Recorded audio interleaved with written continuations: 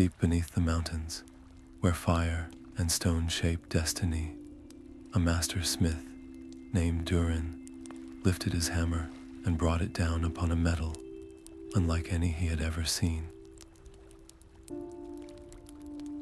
The silvery ore didn't just yield to the blow. It sang, ringing with a purity that vibrated through the very bones of the earth. Light as a feather, yet strong as tempered steel, this mysterious substance seemed to defy the laws of nature itself.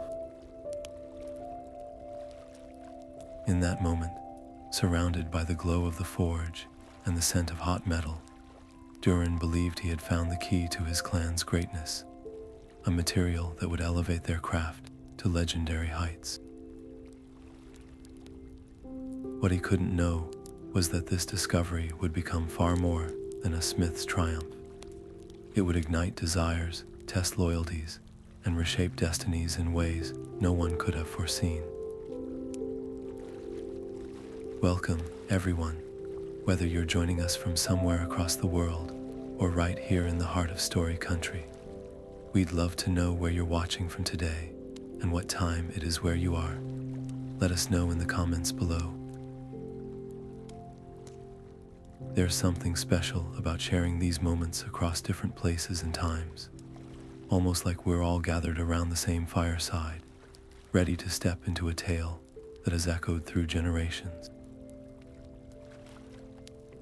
This is the story of Mythral, a name that now lives in myth and song, but once began as a glimmer in a dark mine, a secret held in the hands of a craftsman who dreamed of creation, not conquest. It's a story about how the shine of something precious can blind us to its true cost, and how the pursuit of power can twist even the purest discoveries into instruments of conflict. But it's also a story of redemption, of wisdom hard-won, and of the fragile balance between ambition and responsibility. Over the course of this journey, we'll explore how a metal meant to build wonders became the heart of wars, and how it eventually reclaimed its purpose as a symbol of unity rather than division. So settle in, wherever you are and whatever hour finds you listening, because the truth beneath the shine is waiting, and it's more extraordinary than any legend could ever capture. Durin knew the weight of this discovery could reshape their world, and so he moved with a quiet caution that felt unfamiliar for a man of hammers and fire. He called for Kalin, his most promising apprentice, the one whose hands were steady and whose heart he believed he could trust. In the secluded glow of the private forge, away from the echoing clamor of the main caverns, Duren revealed the silvery ore. He placed a heavy, calloused hand on Kalin's shoulder, his voice a low rumble as he spoke of oaths and the profound responsibility now resting in their hands. This was not a secret to be shared over ale or around the common fire. It was a trust, a fragile spark that could either illuminate their future or consume it entirely. Kalin's eyes, wide with a mixture of reverence and shock, remained fixed on the metal, and he gave his word without a moment's hesitation. Together, they began the meticulous work of unlocking the ore's secrets. They tested its resilience against the hardest steels, marveled as it resisted the deepest scratches from their sharpest tools. They heated it in the forge's heart, finding it took a brilliance no other metal could hold, a cool inner light that seemed to pulse with a life of its own. They fashioned a small ingot and found it impossibly light, as if they were handling a piece of the sky given solid form. With each experiment, Kalin's initial awe only grew, transforming into a palpable excitement that filled the small chamber. He would hold up a freshly polished sample, watching the forge light dance across its flawless surface, and a slow smile would spread across his face, a smile that spoke of pride, of possession, of a burning desire to show the world what they had achieved. Durin saw this struggle play out across his apprentice's features, the constant battle between his sworn oath and the very human need to be seen, to be celebrated for being part of something miraculous. He noticed how Kalin's hands would sometimes linger on a finished piece, his gaze drifting toward the forge entrance, as if imagining the stunned faces of their clansmen. The praise and wonder that would surely follow a public revelation were a powerful temptation, a siren's call against which his loyalty was being fiercely tested. Every time Kalin bit back a boast or forced his attention back to their work, it was a small victory, but Duren could feel the pressure building like heat within the mountain itself. After weeks of patient experimentation and painstaking effort, Duren and Kalin stood back to admire their first true creation. It was a shield, circular and broad, its surface polished to a mirror-like sheen that seemed to drink in the forge light and glow from within. To the eye, it was a masterpiece of the smith's art, but its true marvel was in its handling. Kalin, with a grunt of effort that turned to astonishment, lifted it with a single hand, his arm barely straining. He offered it to Durin, who took it just as easily, his own experienced muscles expecting a weight that simply wasn't there. It felt like holding a platter of hardened wood, yet when Durin took his heaviest hammer and struck the shield's face with a blow that would have dented solid iron, the resulting sound was a clear, resonant chime that hung in the air. The metal remained utterly unmarred, without so much as a scratch to show for the violent impact. This was no longer just a curious ore. It was a material that defied every known property of metalworking, a substance that could redefine their very understanding of strength and protection. With a shared look of solemn pride, they knew it was time. The shield was wrapped in thick furs, and they carried it through the winding stone passages of the mountain, whole to the great hall of the clan chieftain, Boren. The hall was a place of rough-hewn power, decorated with trophies of past battles and the skulls of great beasts, a testament to a life led by strength and conquest. Boren himself was a mountain of a man, his beard woven with iron rings, his eyes missing nothing. He listened, his expression unreadable, as Durin explained their discovery and demonstrated the shield's impossible properties. The chieftain's initial skepticism vanished the moment he took the shield from Durin, his brow furrowed at its lack of weight, his fingers tracing the flawless, cool surface. Then, without warning, he drew his own sword, a famed blade that had cleaved helmets, and swung it at the shield's center. The clash was not the dull thud of metal on metal, but another pure, ringing tone. Boren examined his sword to find a new notch in its edge, while the shield bore not the slightest mark. A slow, calculating light dawned in Boren's eyes. He was no smith, but he was a strategist. He saw immediately that this was not merely a superior metal for crafting. It was the key to unparalleled military dominance. Imagine, he said, his voice low and intense, an entire front line of warriors unburdened by heavy armor, moving with speed and agility their enemies could not match, their shields impervious to arrow and axe, their swords able to shear through common steel. This metal could make his clan the undisputed power in the region. His orders were swift and left no room for discussion. The mining operations were to be expanded immediately and massively. Every available hand was to be diverted to extracting this ore. Durin, as its discoverer, was placed in overall charge of the effort, answerable only to the chieftain himself. Durin's heart, which had swelled with pride moments before, now sank. He had envisioned this metal being used to create lighter tools that would ease the back-breaking labor in the mines, to craft beautiful artifacts for their halls, to build structures that could withstand the mountain's tremors for generations. He saw a future of creation and prosperity. The chieftain saw only a future of conquest. Yet, the order was given, and the clan's structure was built on obedience. To refuse was unthinkable. As Duren and a visibly exhilarated Kalin left the hall, the weight of command felt heavier than any shield of iron ever could.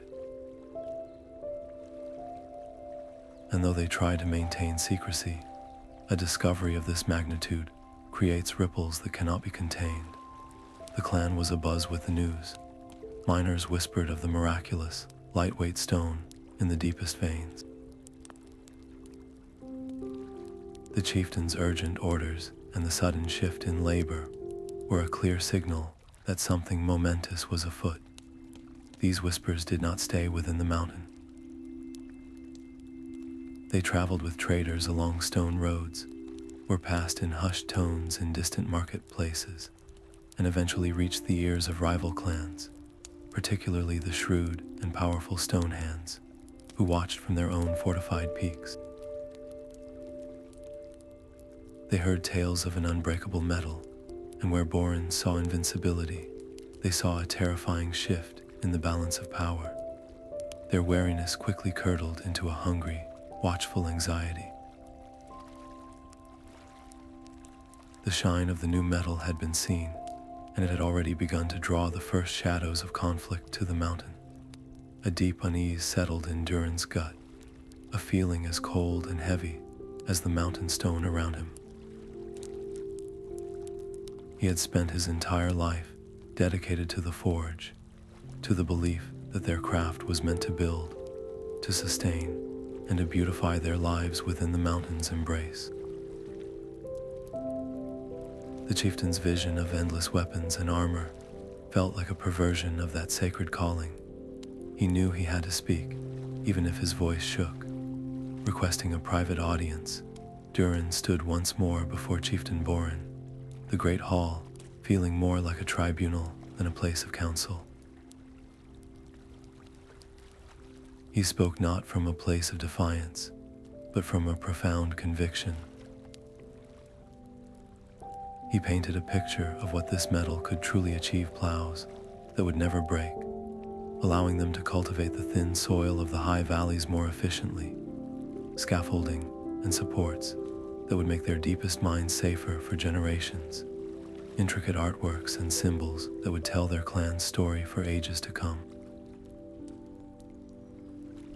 This ore, he argued, was a gift to improve all aspects of their lives, to create a legacy of prosperity and culture that would outlast any temporary military victory. It was a chance to elevate their entire society, not just its army. Boren listened, but his patience was a thin veneer over impatience. He dismissed Durin's vision as the soft dreaming of a craftsman who didn't understand the realities of power. Prosperity is not given, Duren, the chieftain said, his voice like grinding stone. It is taken, and it is defended. What use are beautiful plows if a rival clan burns our fields and takes them? What value is a stable mine if we are not strong enough to hold it? This metal is the key to securing our future, and that future begins with strength. The orders stand. The finality in his tone was absolute. Duren was left with a brutal choice: obey the command of his chieftain, the leader he had sworn to follow, and betray his own deepest principles about the purpose of his craft, or stand by his beliefs and risk being branded a traitor, cast out from the very clan and forge that were his life. The weight of this decision fractured his world, and the first crack appeared in the most painful of places, his relationship with Kalin, where Durin saw a tragic diversion from their craft's true path. Kalin saw an incredible opportunity. The young apprentice was intoxicated by the chieftain's confidence and the grand scale of his plans. To Kalin, this was no betrayal of their art. It was its ultimate evolution. They would be smiths to legends, arming heroes and shaping the fate of their people. Their peaceful experiments in the secluded forge began to feel small and childish to him compared to the monumental task ahead. He tried to convince Durin, his enthusiasm bright and sharp. "Don't you see, master?" he'd say, gesturing to the bustling mining operation now underway. "Our work will be remembered for 1,000 years. We will forge the stuff of epics." But Durin only heard the clangor of war, where Kalin heard the fanfare of glory. He saw his apprentice's eyes, once alight with the simple joy of discovery, now burning with ambition and a thirst for recognition from the powerful. The shared dream they had nurtured in the quiet of the forge was crumbling, and with every order Durin reluctantly gave to prioritize armor and sword blanks over tools and structural beams, the silence between them grew longer and heavier, filled with the unspoken grief of a mentor watching his student choose a path he could not follow. The rhythm of the mountain changed. What had once been the measured, familiar cadence of a well-known mine became a frantic, driving pulse of expansion. Under the chieftain's orders, the tunnels pushed deeper, driven by teams of miners now working in relentless shifts. The air grew thick with the dust of shattered rock and the constant, echoing percussion of picks striking stone. Durin oversaw it all with a heavy heart, his eyes often lifting to the newly reinforced timber supports, wondering if they were building a future or digging a grave. The deeper they went, the stranger the rock formations became. Veins of the silvery ore grew more plentiful, but they were often intertwined with strange, crystalline structures that hummed with a faint, almost imperceptible energy when touched. The miners, a pragmatic and superstitious lot, began to whisper of a feeling of being watched, of a pressure in the air that had nothing to do with the mountain's weight. They'd speak in hushed tones during their breaks of hearing things, scrapes that didn't sound like falling gravel, or low, resonant hums that seemed to come from the walls themselves. Unbeknownst to them, their excavations were not simply moving earth, they were trespassing, deep in the mountain's most ancient heart, in chambers sealed by millennia of stone and silence. Something was stirring. These were the Guardians, beings as old as the mountain itself, formed from the living rock and imbued with a magic that predated the first forge fire of Durin's people.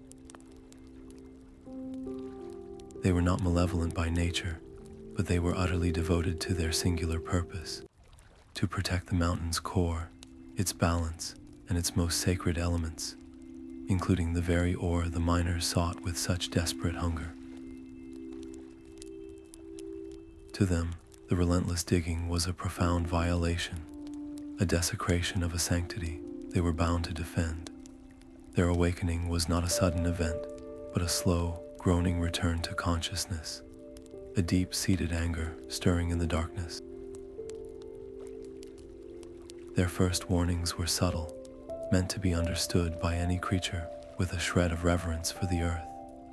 The mountain began to speak in the only language it knew. Minor tremors, little more than shudders, would ripple through the deepest tunnels, causing dust to sift down from the ceilings and loose stones to clatter from the walls. On one occasion, A section of a new tunnel, seemingly stable, collapsed in on itself with a deep, grinding roar, sealing the passage and forcing a work crew to retreat. The foreman dismissed it with a shrug and a curse, blaming faulty rock or an overlooked fissure. "The mountain settles," was the common saying, a handy explanation for any unexpected shift. The miners, though uneasy, accepted this logic. They were men of pick and hammer, not lore and legend. They tightened their helmet straps, reinforced the timbering, and drove on, their ambition and the chieftain's demands drowning out the mountain's increasingly urgent whispers. They were utterly unaware that the tremors were not random geological events, but targeted, intelligent actions, the careful, measured protests of a conscious entity, trying to evict them before more drastic measures became necessary. The peril was not abstract. It was a silent, gathering force in the stone around them, watching and waiting, its patience wearing thinner with every swing of a pickaxe. Kalin saw the chieftain's growing focus on the ore's military potential, not as a warning, but as a roadmap to his own future. The quiet, studious apprentice, who had once marveled at the metal's purity, was now consumed by a burning need to prove his worth in this new, ambitious era. He volunteered to lead the most critical and dangerous assignment, to push the primary mining tunnel into its deepest, most promising vein yet, a place the older miners called the Stone Serpent's Throat. For Kalin, this was his chance to demonstrate not just skill, but the decisive leadership Boren valued. He assembled a crew of the strongest and most driven miners, men motivated by the promise of extra rations and the chieftain's favor, and they descended into the oppressive darkness, their lanterns casting long, dancing shadows on the walls of the narrow, descending passage. The air grew cold and still, the only sounds the ragged echo of their breathing and the steady crunch of their boots on crushed rock. Then, one of the lead miners held up a hand, his lantern trembling slightly. "Hold, look at this." The tunnel ahead opened into a larger chamber, and its walls were not bare stone. They were covered in intricate, swirling glyphs, carved with a precision and artistry that spoke of a civilization far older and more sophisticated than their own. The symbols were unfamiliar, a language of spirals and angular slashes that seemed to pulse with a faint, inner light in the lamplight. The miners gathered around, their superstitious murmurs filling the chamber. They didn't need to read the language to feel its intent. The largest glyph, positioned directly over a vast seam of the purest silvery ore they had ever seen, depicted a monstrous, bestial form coiled within the mountain, its eyes slashed with a deep, angry mark. Above it, one repeating sequence of symbols was carved over and over, deeper than the rest, as if in urgent warning. An elderly miner, his face etched with a lifetime spent underground, ran a gnarled hand over the carving. "This is old magic," he whispered, his voice full of dread. "This mark here, my grandfather spoke of such things. It speaks of a sleeping wrath. It is a ward. A warning to turn back." A palpable fear settled over the crew. They looked from the ancient warning to the incredibly rich ore vein it protected, a fortune in metal just waiting to be taken. Kalin felt their hesitation, saw the superstitious fear in their eyes, and in that moment, he made his choice. His ambition, his desire to deliver this unimaginable prize to the chieftain and secure his own place, roared louder than any whispered caution from the past. "Old stories and scared old men," he declared, his voice ringing with a false confidence he hoped would mask his own unease. This is rock and metal, nothing more. Our chieftain does not pay us in fears and fairy tales. He pays us to mine. That ore, he said, pointing at the glittering seam, is the future of our clan. And that future is not going to be blocked by the scribblings of a dead people. He ignored the terrified protests of the elder miner, his mind already racing with the glory of this discovery. Take your picks. Remove these markings, all of them. I want this wall clear and ready for extraction by the next shift. The crew, fueled by Kalin's commanding tone and the tangible reward before them, reluctantly obeyed. The sound of metal striking stone now held a different, more sinister tone, not the productive rhythm of mining, but the methodical, destructive cadence of erasure. Chips of ancient, carved rock pattered to the floor as the warnings of a forgotten age were systematically obliterated. With each glyph that was shattered and removed, the air in the chamber seemed to grow colder, the silence more profound and watchful. The miners worked quickly, avoiding each other's eyes, eager to be done with the unsettling task. They did not know it, but they were not just clearing a wall. They were breaking a seal. They were dismantling a sacred barrier that had held for millennia, a lock placed on a door that was never meant to be opened. As the last of the protective glyphs was pried away from the ore-rich rock, a deep, almost subliminal tremor passed through the chamber, a final sigh from the mountain itself. The sleeping wrath was no longer guarded.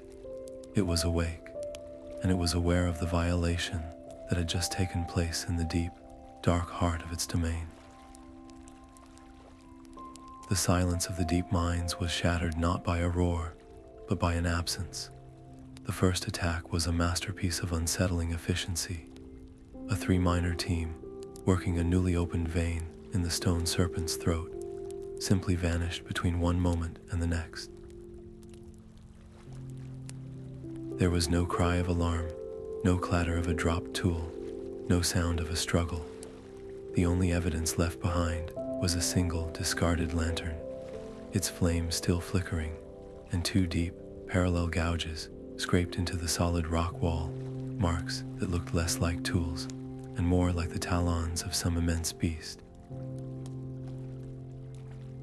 The 3rd miner, who had stepped away to answer nature's call, returned to find the tunnel empty and chillingly quiet. His panicked shouts brought others running, but a thorough search of the branching passages revealed nothing. No bodies, no blood, no trace. It was as if the mountain itself had opened its mouth and swallowed them whole. Panic, cold and swift, flooded through the mining crews. The superstitious dread that had been a low hum in the background now erupted into full-blown terror. Whispers of stone ghosts and cave wraiths flew through the mess halls and bunkhouses. Miners now went to their shifts in tight, nervous groups, their eyes constantly darting into the shadows beyond their lantern light. Every strange echo, every trickle of falling pebbles, was met with a flinch and a tightened grip on a pickaxe. The work, once a source of pride and community, had become an exercise in fear. The mountain, their home and provider, had suddenly become a place of unknowable threats, its familiar tunnels now feeling like a labyrinth, hiding a silent, stalking predator. When the news reached the upper halls, it split the leadership cleanly in two. Durin's response was immediate and born from a deep respect for the world beneath their feet. He went directly to the site of the disappearance, not with a weapon, but with a measuring cord and a journeyman's keen eye. He studied the strange gouges in the wall, running his fingers over the clean, precise cuts that no mining tool could have made. He noted the complete lack of any other sign of conflict. This was no cave-in, and no ordinary beast, he told the gathered foremen, his voice calm but grave. Something took them, and it did so with a purpose and a power we do not understand. To march in with drawn swords is to provoke a fight we may not win. We must try to understand what we are dealing with. We should proceed with caution, with respect. Perhaps we can find a way to communicate, to learn why our presence has caused such a violent reaction. Chieftain Boren, however, heard the same report and saw only a challenge to his authority and a threat to his grand ambitions. His face darkened with a cold, pragmatic fury. To him, the disappearance was not a mystery to be solved, but an act of war to be answered. Respect, communication, he boomed, his voice echoing in the council chamber. They attacked my miners on my mountain. They have taken clan members. This is not a negotiation. It is an invasion. We answer strength with greater strength. His orders were swift and left no room for debate. Guard details in the active mines were to be doubled, then tripled. Every smith not working on essential tasks was to be immediately reassigned to the forges, with all production focused solely on weapons and armor. The experimental ore was no longer a future advantage. It was a present necessity. The mining itself was not to slow, but to accelerate, protected by a wall of steel and watchful eyes. Boren's strategy was one of overwhelming force and defiant expansion, a declaration that the clan would not be intimidated, no matter the cost. The rift between the two most influential figures in the clan was now open and undeniable. It was no longer a quiet disagreement over long-term goals. It was a fundamental clash of philosophies in the face of a direct crisis. Durin advocated for wisdom, for seeking to understand the unknown before engaging it. Boren demanded action, for meeting any threat with immediate and decisive power. The miners and craftsmen were caught in the middle, their loyalties torn. Some sided with the chieftain, believing that showing weakness would only invite more attacks.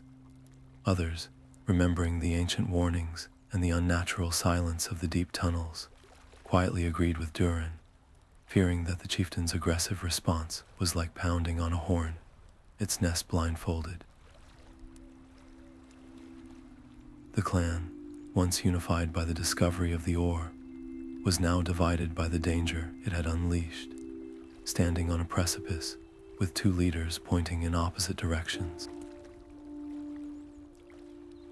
Feeling the weight of the chieftain's dismissal and the growing fear in the mines, Durin knew he could not rely on force or politics to find an answer. The solution to this silent threat, he felt certain, lay not in the present, but deep within the past. He needed a perspective that stretched further back than any living memory. And so, he left the noisy forges and tense council chambers behind, descending even deeper into the mountain, not into the active mines, but into the quiet, dusty archives where the clan's eldest lore keeper, Old Man Elrin, kept his vigil over history. Elrin's chamber was a cavern of a different kind, its walls not lined with ore, but with shelves carved directly into the stone, each one overflowing with brittle scrolls, etched stone tablets, and leather-bound codices, so old their titles had faded into ghosts. The air smelled of parchment, dried herbs, and the profound silence of forgotten times. Elrin himself was a figure seemingly carved from the same ancient material as his books, his back bent with age, his eyes clouded by cataracts. but his mind as sharp and vast as the mountain range itself. He did not seem surprised to see Durin. He simply gestured to a stool by his small fire pit, as if he had been waiting for this visit for a very long time. Durin spoke of everything: the discovery of the ore, the chieftain's ambitions, the strange glyphs in the deep tunnels, and the silent, terrifying attack. He described the gouges in the stone and the feeling of being watched from the very walls. As he spoke, Elrin listened without interruption, his gnarled fingers steepled under his chin, his milky eyes seeing not the fire before him, but the images Durin's words painted in the air. When Durin finished, the old man was silent for a long moment, the only sound the soft crackle of the fire. Then he let out a slow, weary breath that seemed to carry the dust of centuries. "You have stirred the guardians from their long sleep, Master Smith," he began, his voice a dry rustle like turning pages. "And you ask what they are? They are the watchers in the stone. They are as old as the roots of the world, formed from the mountain's heart to be its protectors when the world was young and magic still flowed through the rock like rivers of light." He spoke of an age before forges and clans, when the mountains were not mines to be exploited, but sacred cathedrals of stone, tended by these silent, powerful beings. Their purpose was not to harm, but to preserve a delicate, essential balance, a balance that the relentless digging and the removal of the ore was now threatening to shatter. Elrin's tone grew graver. He turned, and with a tenderness that belied his age, retrieved a stone tablet from a special niche in the wall. Its surface was covered in the same swirling, angular script Durin's miners had destroyed. "You see this metal of yours, this shining treasure. The watchers do not see a gift. They see a test." He ran a trembling finger over the carvings. "The old tales, the ones we dismiss as children's fables, they speak of this. They tell of other clans, other kingdoms in ages long buried. They too found veins of this bright metal. They too saw only its potential for power and wealth. They mined it without heed, forging it into crowns for proud kings and blades for conquering armies. They grew rich and mighty on its strength, believing themselves invincible." He looked up, his blind eyes seeming to pierce right through Durin. But the watchers do not care for crowns or conquest. They care only for the mountain's song. And when too much of the ore was taken, the song grew weak. The foundations of those great kingdoms trembled. Tunnels they had carved for generations collapsed in moments. Whole cities of stone, built with the pride of their metal, were swallowed by the very earth they had plundered. Their downfall was not brought by invasion or plague, but by the mountain itself, withdrawing its support from those who showed it no respect. He leaned forward, his voice dropping to a whisper, filled with dire warning. "The ore is not a prize to be won, Durin. It is the heart's blood of the mountain. To take it is to borrow from a power far greater than any chieftain or clan. And if it is not taken with reverence, with an understanding of the balance, the debt that comes due is absolute and merciless. Every kingdom that has failed this test now lies buried beneath the dust, remembered only in the warnings old men like me are foolish enough to keep." Kalin's frustration was a slow burning fire in his chest, stoked by every cautious word from Durin and every impatient glance from the chieftain. He watched the tension between the two men fracture the clan's unity, and he saw Durin's reverence for the mountain as a shackle holding them back from their true potential. While Durin sought answers in dusty scrolls and ancient whispers, Kalin believed the answer was in their hands, in the forge, in the metal itself. They possessed a substance that could make them invincible, and his master was too busy worrying about old stories to seize that power. The chieftain wanted action, and Kalin was determined to give it to him, to prove that boldness, not caution, was what the moment demanded. One night, when the main forges had cooled to embers and most of the clan was asleep, Kalin slipped inside, a small, raw ingot of the silvery ore hidden in his tunic. He worked alone by the light of a single, rekindled furnace, the orange glow painting his determined face in flickering shadows. He remembered every step Duren had taught him, every nuance of temperature and technique, but he applied them now to a purpose his master would never sanction.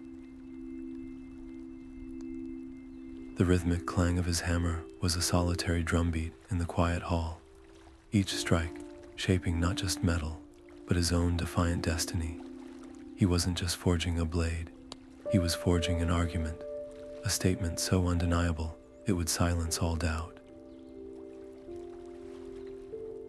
When he was finished, he quenched the blade not in water, but in oil, a technique for extreme hardness, and the resulting hiss sounded like a serpent's approval in the dark. The finished product was a long, sleek dagger, its edge honed to a terrifying sharpness. It felt like holding nothing at all, its weight so negligible it seemed to defy gravity. But its true test lay ahead. In the main gathering hall stood a thick, central pillar of solid granite, a foundational stone that had borne the mountain's weight for centuries. Its surface was worn smooth by generations of passing shoulders, a testament to its enduring strength. The next day, as the chieftain held court with his captains, Kalin strode into the center of the hall, the dagger held high. All conversation ceased. Durin, who had been speaking quietly with a foreman, turned and felt a cold dread grip his heart. Without a word of explanation, Kalin turned to the stone pillar. He drew his arm back and, with a powerful, swift motion, slashed the dagger across the pillar's face. The sound was not the harsh screech of metal on stone, but a clean, almost musical whisper. A collective gasp went through the hall. Kalin held the blade up for all to see. Its edge was pristine, not a single nick or dull spot to be found. Then, all eyes turned to the pillar.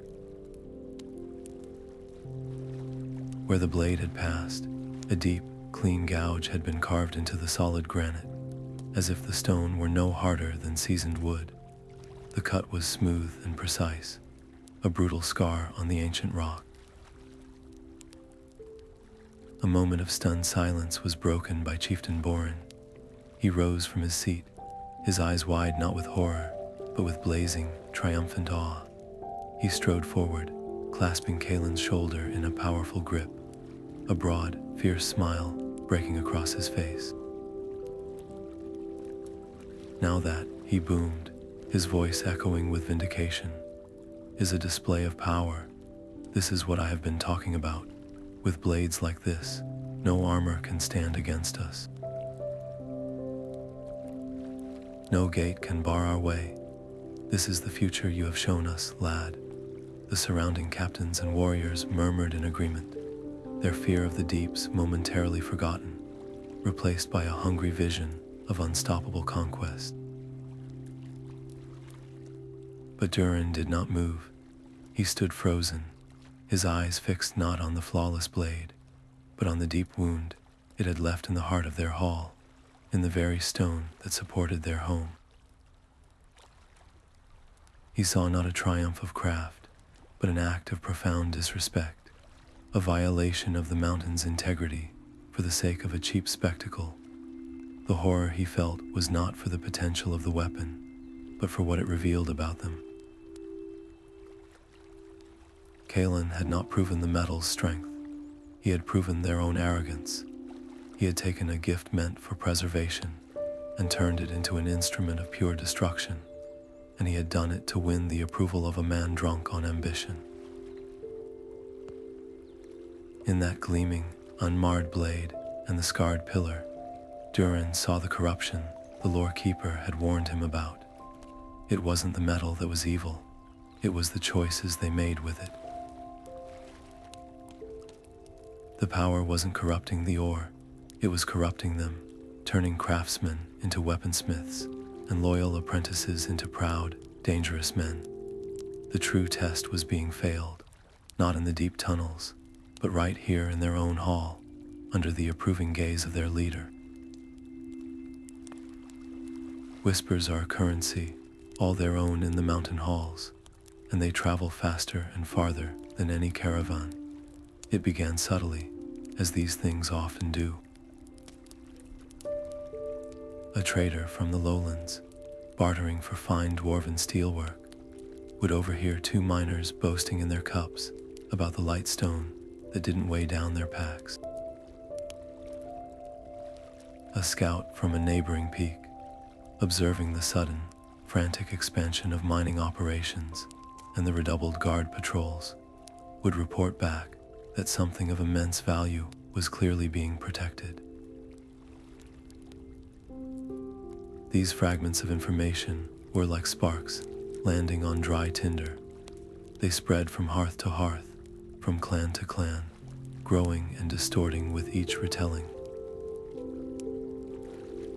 The light stone became the unbreakable metal, then the invincible ore, and finally, in the most envious and fearful whispers, the mountain's heart steel, a substance that could grant dominion over the entire range.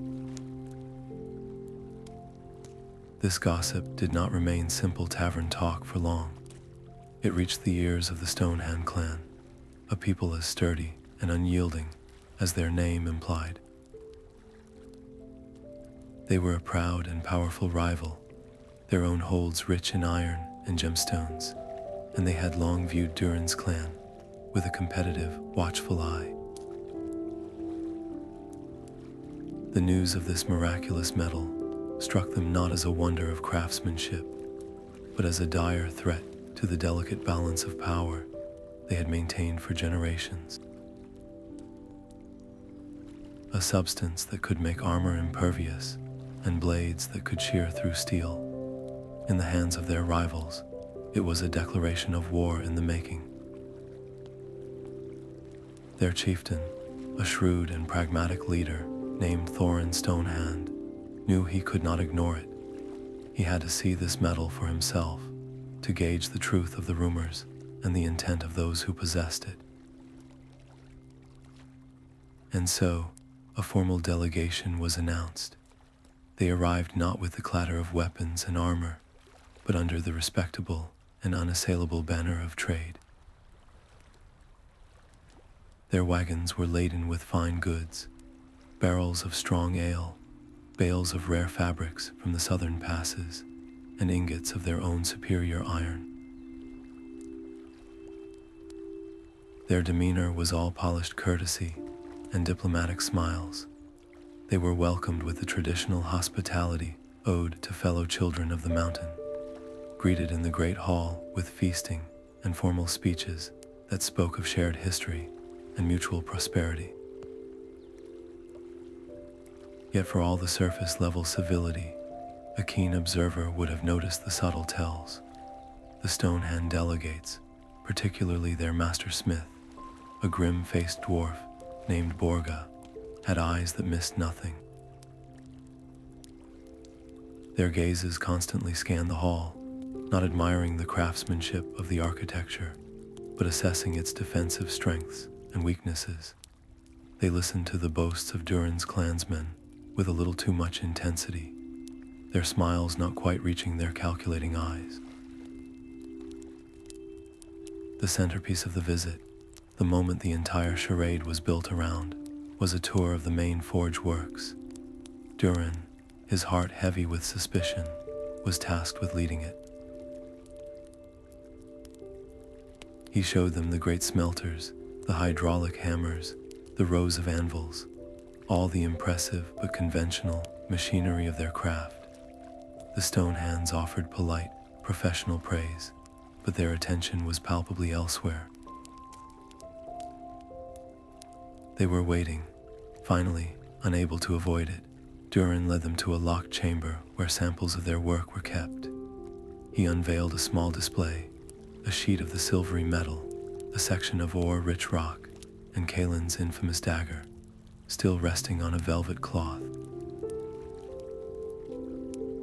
The reaction from the Stonehands was a study in controlled avarice.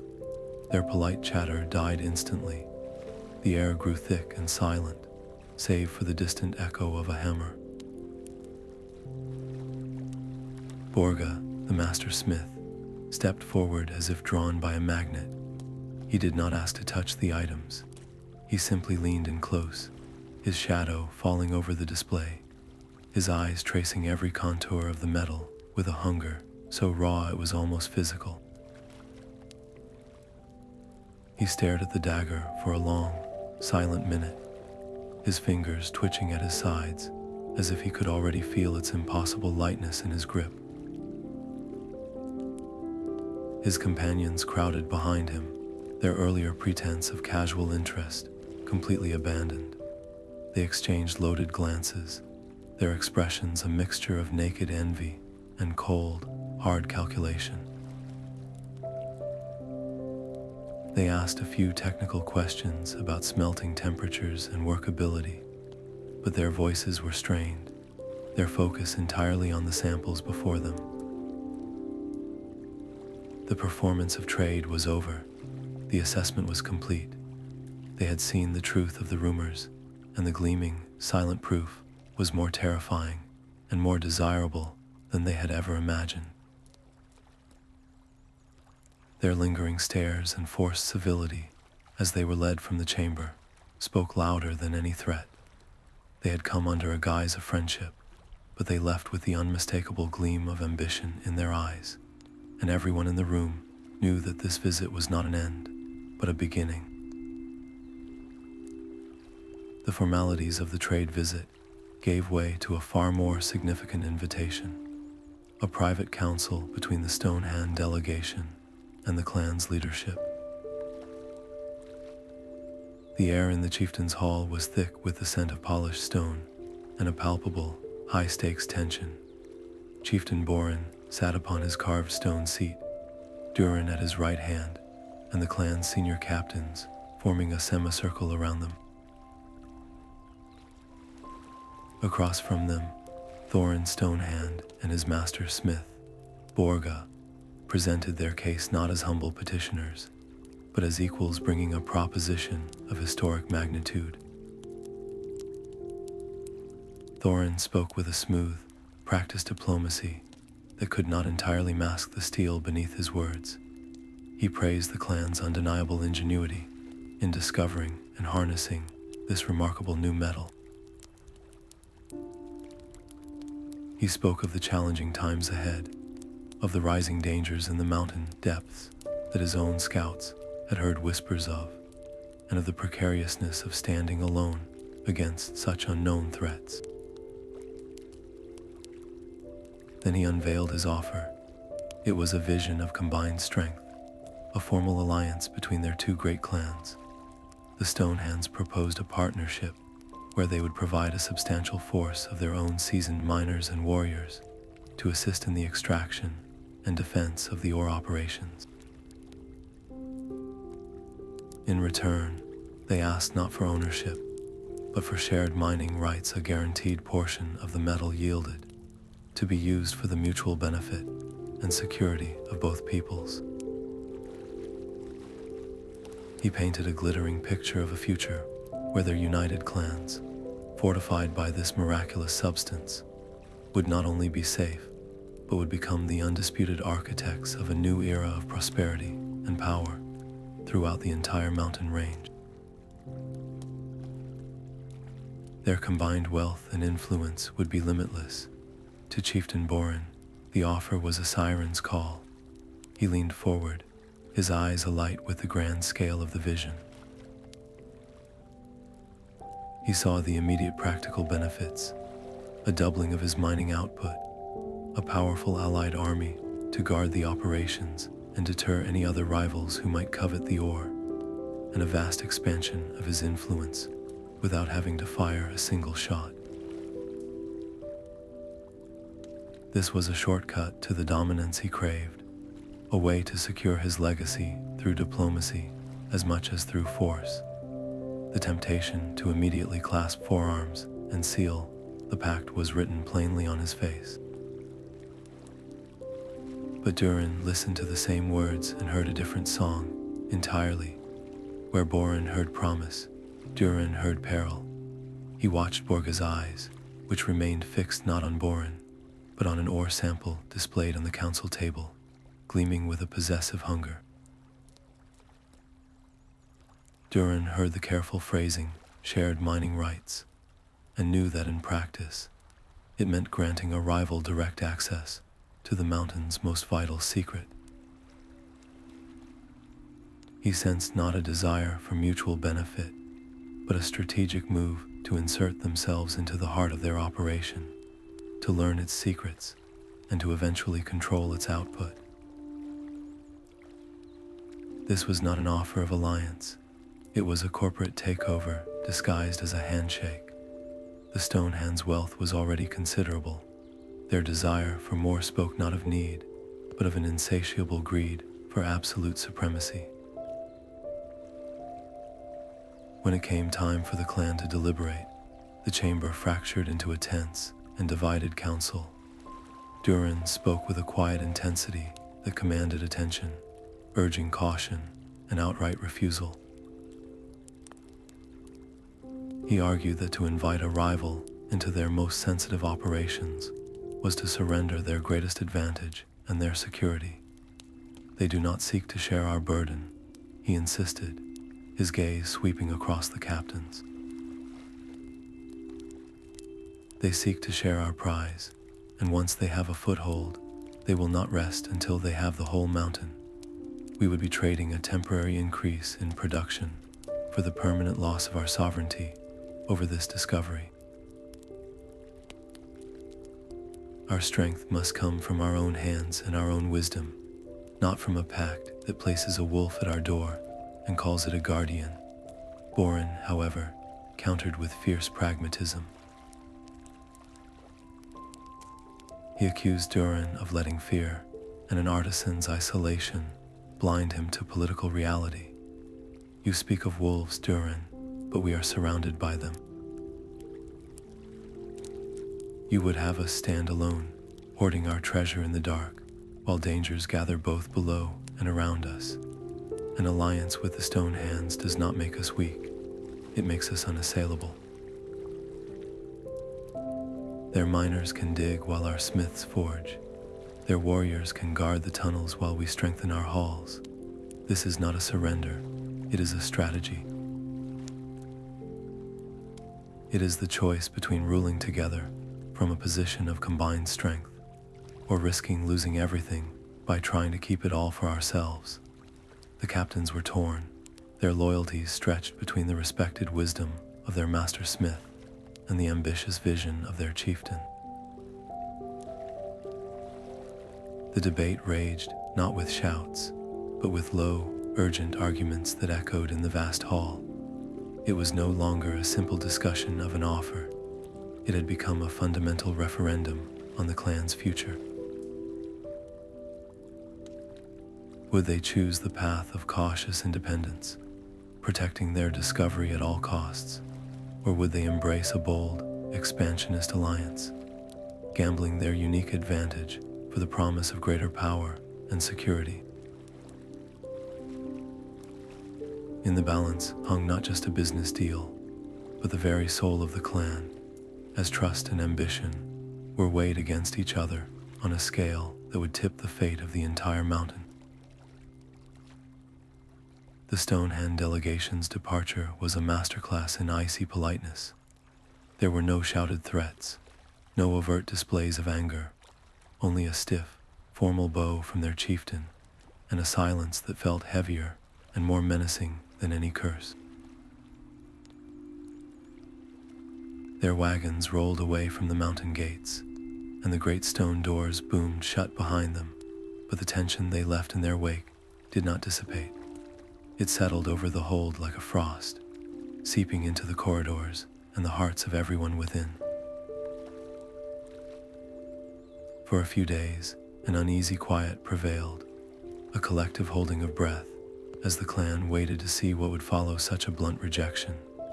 They did not have to wait long. The first reports from the border scouts trickled in, their messages passed from outpost to outpost with a growing urgency. At first, it was subtle things, a patrol of Stonehand rangers seen much deeper into the shared valley than their usual routes, their eyes scanning the passes with a new, calculating intensity.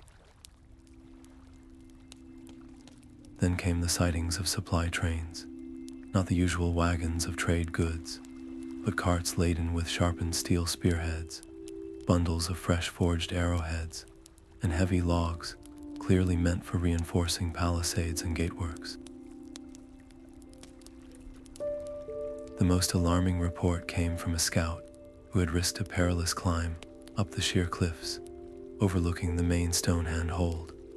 From that high vantage point, he witnessed a flurry of activity in their main courtyard, not the chaotic bustle of everyday life, but the organized, purposeful drills of warriors, forming shield walls and practicing battle maneuvers. Armories that were usually half-shuttered stood open and bustling, with teams of smiths working overtime at their forges, the glow of their fires visible even from a distance, painting the evening sky with an ominous, bloody hue. The message was unmistakable. The Stonehands were not licking their wounds, they were sharpening their knives. This intelligence created an immediate and profound schism in the clan's strategy, forcing a confrontation between its two most powerful voices. Durin, armed with the grim confirmation of the scouts' reports, went before the chieftain and his war captains. His argument was not born of pacifism, but of a profound understanding of their enemy and the terrain they both shared. He painted a clear picture for the council. The Stonehands were a proud and powerful clan, and a public rejection was a deep insult to their honor. Their current posturing was a predictable, almost traditional response, a show of force designed to intimidate and test their resolve. To meet that display with an equal or greater show of force, Duren argued, would be to walk directly into the trap they had set. It would confirm every paranoid fear the Stonehands had about their intentions, legitimize their mobilization in the eyes of their own people, and almost certainly guarantee a bloody and costly war that would drain both clans for generations. Instead, he proposed a path of de-escalation. He advocated for sending a diplomatic envoy under a banner of truce, not to apologize, but to clarify, to restate that their refusal was not an act of aggression, but one of sovereignty, a desire to protect a discovery that was, for now, too dangerous and too fragile to share. He suggested a new proposal, a future pact, once the metal's properties were fully understood and its extraction stabilized, where they could trade finished goods crafted from the ore, rather than sharing the raw material itself. This, he believed, would give the Stonehands a face-saving victory, offering them a tangible benefit without surrendering the mountain's heart. Chieftain Boren listened, but his jaw was set, his eyes like flint. He saw the same scout reports and interpreted them through an entirely different lens. To him, the Stonehands' mobilization was not a bluff or a test. It was the first, undeniable step toward an invasion. Their stockpiling of weapons was not posturing, it was preparation for a siege. Their increased patrols were not for show, they were the forward scouts of an advancing army, mapping their weaknesses. Boren's philosophy was forged in the belief that the only language rivals truly understood was the language of overwhelming and undeniable strength. Showing any hint of hesitation, any willingness to talk after being so openly threatened, would be seen as the most damning sign of weakness imaginable. It would be an invitation to attack. His response was swift and absolute. He immediately ordered a mirror mobilization. Their own forges were to burn day and night, shifting entirely to the production of arms and armor. Every able-bodied dwarf was to be drilled in the defense of the gates and the main tunnels. Scouts were to be doubled, and their patrol ranges extended, with orders to challenge any Stonehand patrol that came within sight of their borders. Boren was not preparing for a possibility. He was preparing for an inevitability.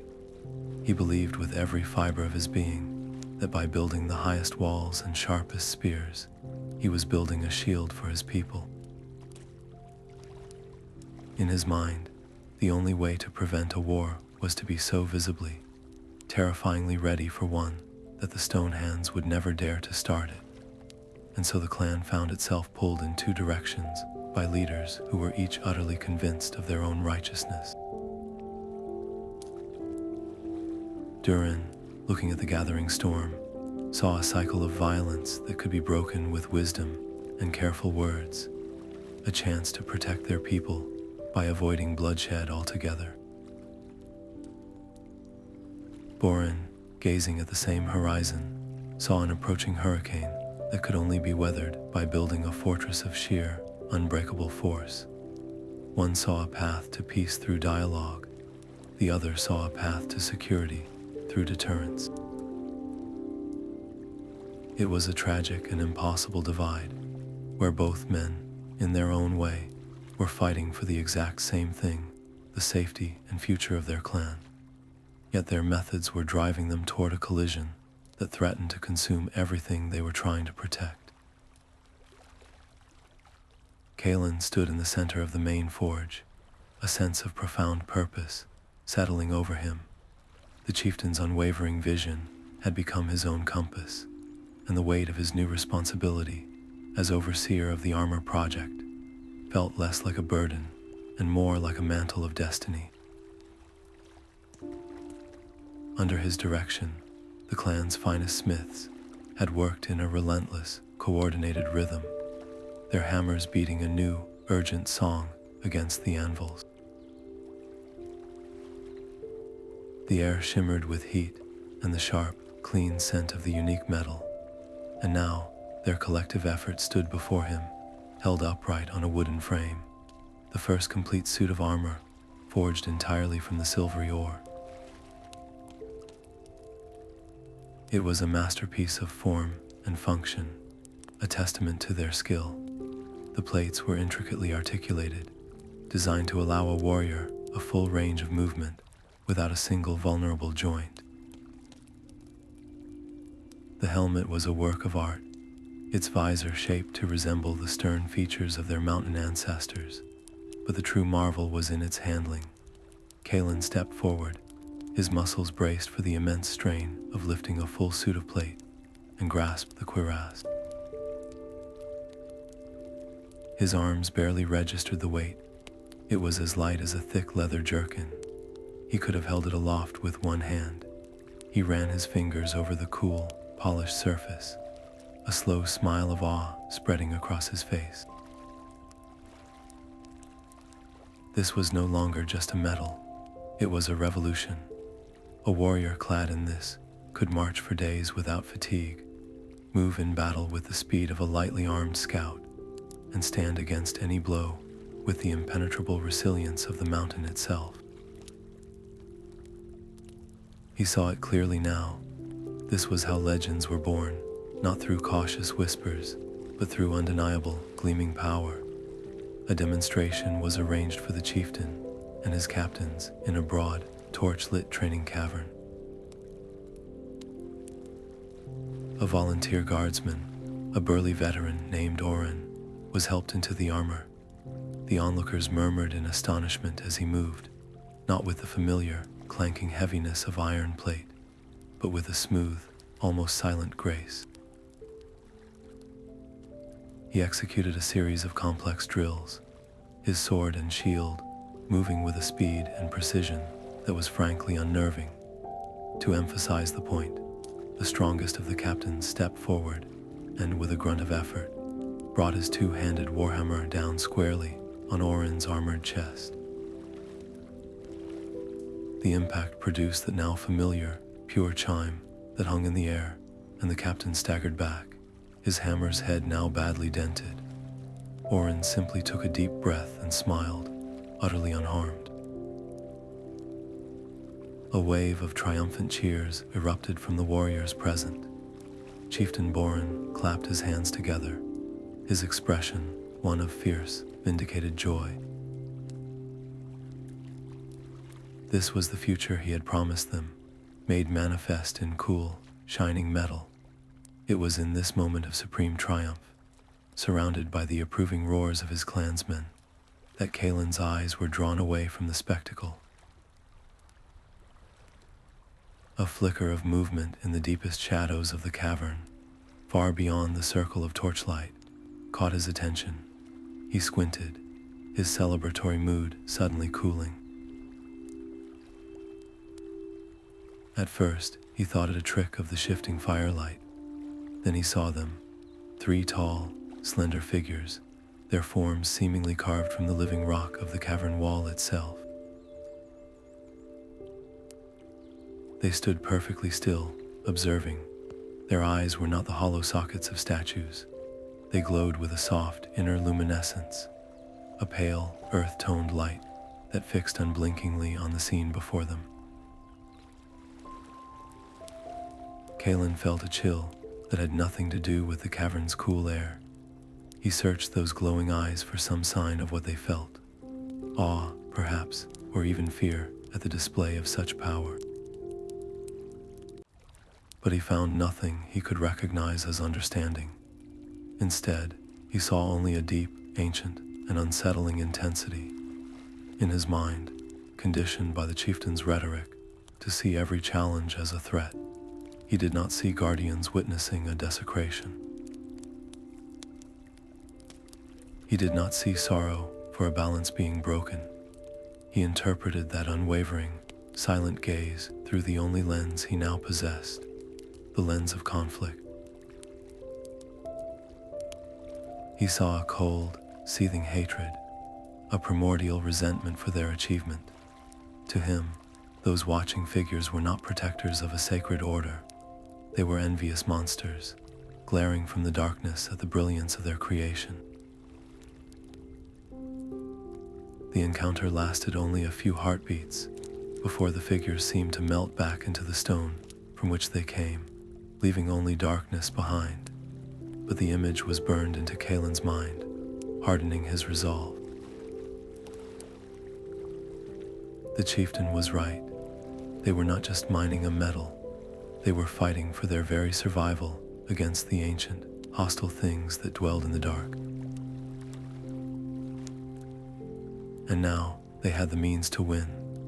The mountain winter descended with a fierce and unforgiving grip, sealing the high passes in deep snow and locking the world in a silent, white fist.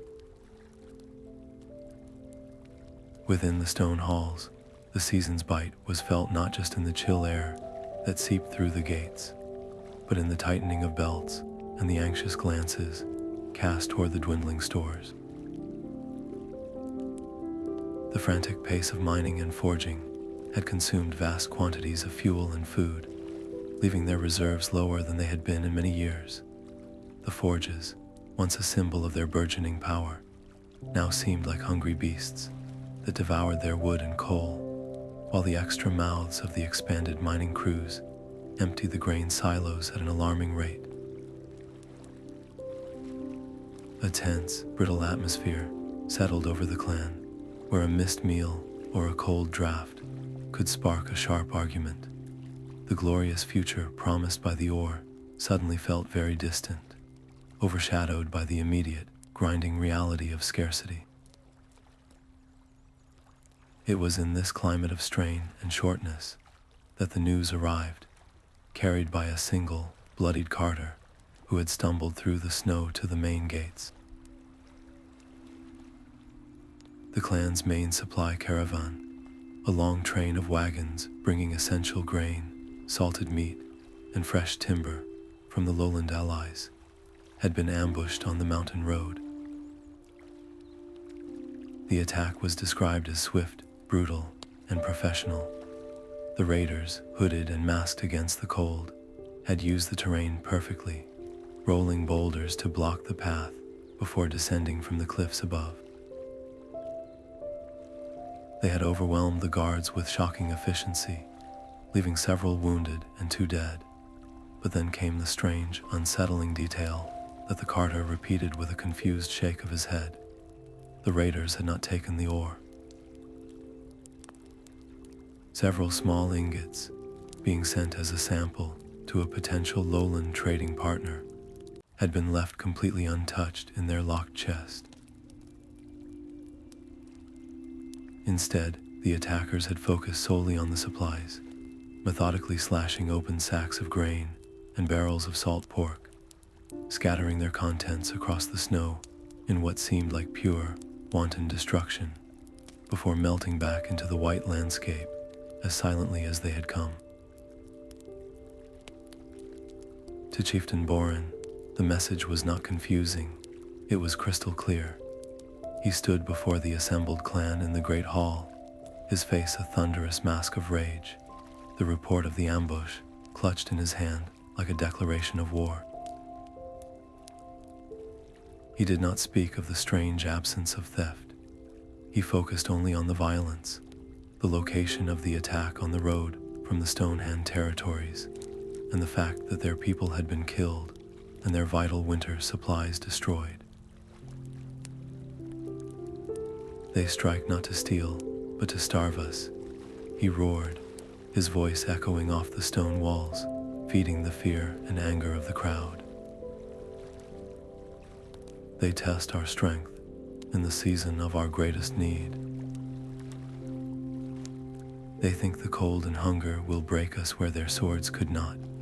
They leave our metal untouched as an insult, to show us they covet our lives, not our wealth. This is the work of the Stonehands.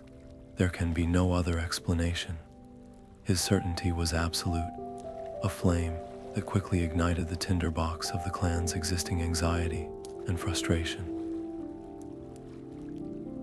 A low growl of agreement rose from the warriors, their hands tightening on their weapons.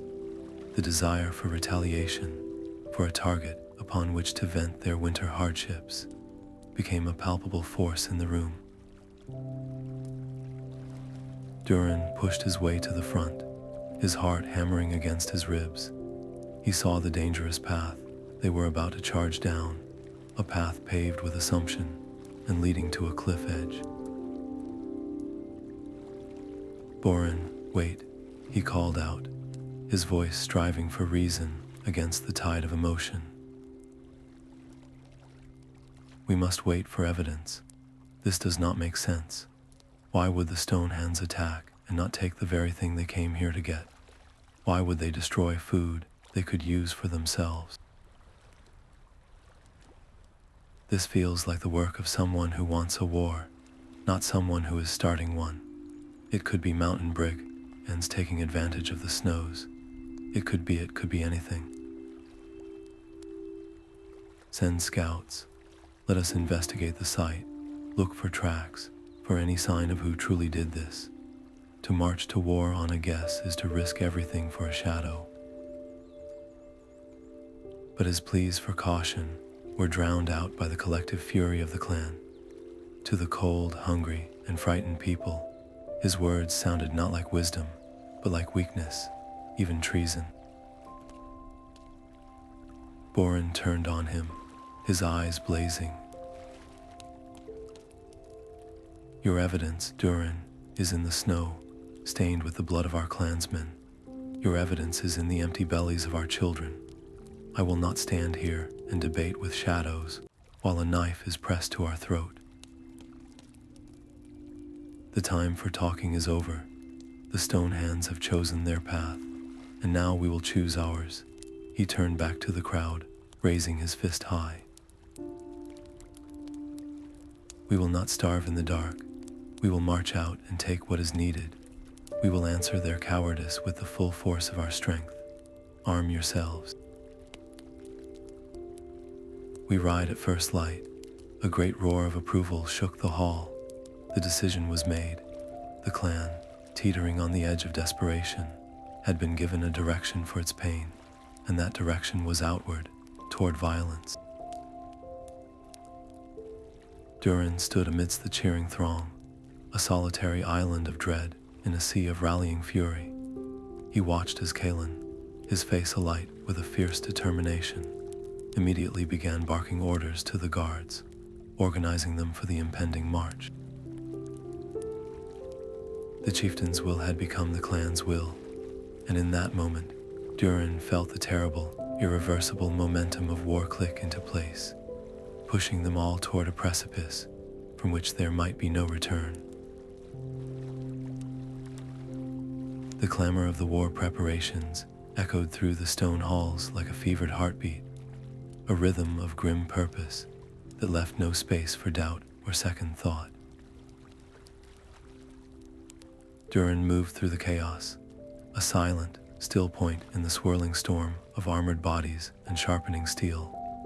He saw the resolve hardening on every face, the fearful energy channeling into a collective hunger for retaliation, and he knew with a cold certainty that once this machine was set in motion, it would crush everything in its path, including any chance for peace. The chieftain's logic was a closed loop, a self-fulfilling prophecy where every action, even an attack born of suspicion, would beget the very war it sought to prevent. To stand and argue further would be useless. It would only see him branded a traitor and locked away, rendered helpless as the catastrophe unfolded. There was only one path left, a desperate gambit that led not toward the gathering army, but away from it, down into the very darkness everyone else feared. He made his preparations with a quiet efficiency, each movement deliberate. He filled a small pack not with weapons, but with provisions, a water skin, journey bread, and a few lumps of clean burning coal for a small lantern. He took a single, well-balanced hammer, not for fighting, but for testing the rock, and perhaps as a tool for communication. Most importantly, he took a small, unfinished medallion of the silvery ore, its surface still rough, a tangible piece of the hope that had started all of this. As he fastened his heavy cloak, his eyes fell upon a scrap of parchment and a stick of graphite on his workbench. He hesitated, his hand hovering over the page. To whom could he possibly appeal? The chieftain would dismiss it. The captains would see it as cowardice. There was only one person whose heart might still hold a flicker of the idealism they had once shared, however buried it was beneath layers of ambition and duty. He thought of Kalin, now at the chieftain's right hand, helping to ready the clan for a march of destruction. Their bond was frayed, stretched to its limit by differing visions and wounded pride. To place his trust in it now felt like leaning on a rope that had already been cut. Yet, it was the only thread he had left. His message was simple, scrawled in the quick, sharp strokes of a man with no time for eloquence. Kalin, I go to seek the truth from the source. Do not let pride blind us. Hold the line, wait for my return, trust in what we once built together. Durin. He did not sign it master, asserting his authority, but simply with his name, an appeal from one craftsman to another. He left the note tucked into the frame of Kalin's anvil, a place he knew the young smith would find it before donning his armor. It was a fragile hope, a message in a bottle tossed into a raging sea. but he had to believe that the apprentice who had once marveled at the metal's pure potential still existed somewhere beneath the warrior's exterior. Then he turned his back on the light and the noise, on his people and his home, and descended into the deep silence.